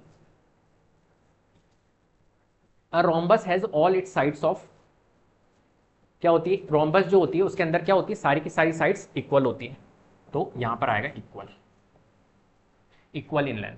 The diagonals of a rhombus जो होती है, जो डायगोनल्स होती है रोम्बस की, वो क्या करती है, बाइसेक्ट करती है ईच अदर एट, कहां पर, राइट एंगल्स पे। तो बाइसेक्ट, यहां पे आएगा bisect each other at right angles, comma right angles. ठीक है। फिफ्थ पार्ट है if the diagonals of a parallelogram bisect each other at right angle then it is a, अगर डायगोनल्स पैरेललोग्राम की बाइसेक्ट करती है each other at right angles पे, उसको हम क्या बोलेंगे बताइए? रोम्बस बोलेंगे, सिंपल सी बात है। ठीक है, पैरेललोग्राम के जो डायगोनल्स है वो बाइसेक्ट करती है रोम्बस के अंदर 90 डिग्री पे, तो उसको हम बोलते हैं rhombus. Next, ABCD is a rhombus if ACB is equals to 40 degree, find angle ADB, right. तो यहां पर इस क्वेश्चन में क्या करना है अपने को, ABCD एक रोम्बस है, तो एक रोम्बस अपन बना लेते हैं, और मान के चलिए कि ये रोम्बस है आपका। ठीक है, इसके अंदर इसने बोला है ACB, तो मैं यहां पे कह देता हूं ये A है, ये B है, ये C है, ये D है। ठीक है, चलो, तो ACB जो है वो 40 डिग्री है, तो पहले मेरे को इसकी डायगोनल बनानी पड़ेगी, जब भी ACB बनेगा, ऐसे तो बनेगा नहीं ACB, तो ACB के लिए मेरे को डायगोनल ड्रॉ करनी पड़ेगी यहाँ।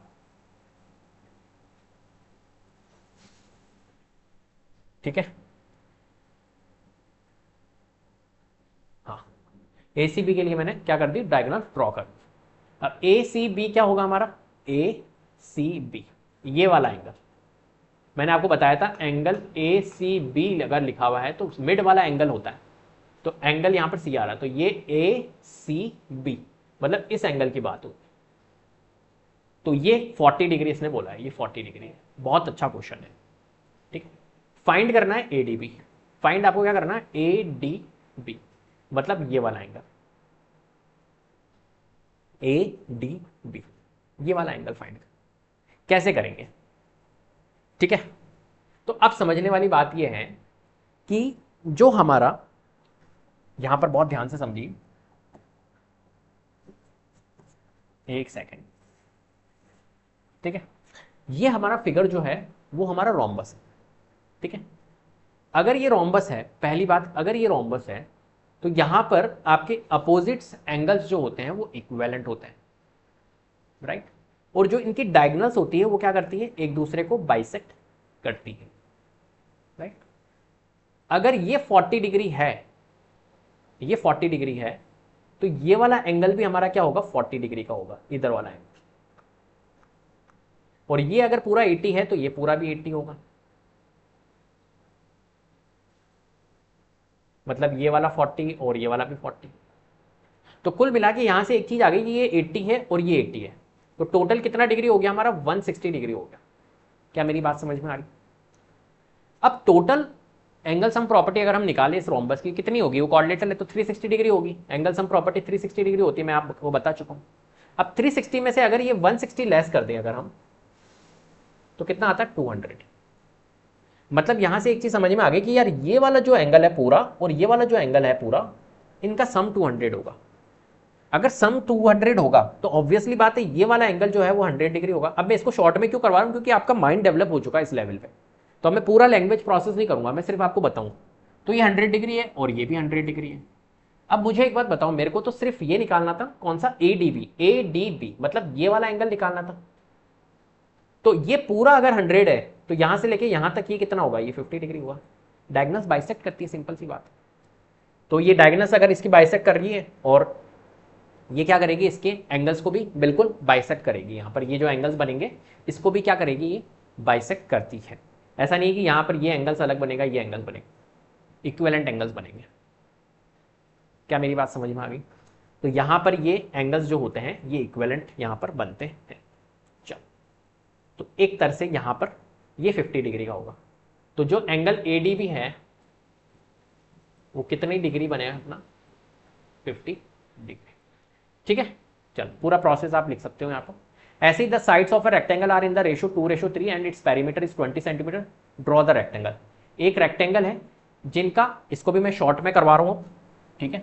अब लैंग्वेज में नहीं चलेंगे अपन, लैंग्वेज आपको लिखनी है, रेक्टेंगल बना देते हैं। एक सेकेंड, ये एक मैंने रेक्टेंगल ड्रॉ करा।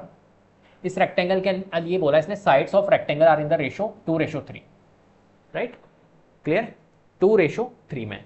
तो मैंने कहा कि ये लेंथ है और ये ब्रेड्थ है, ये लेंथ होती है और ये ब्रेड्थ होती है।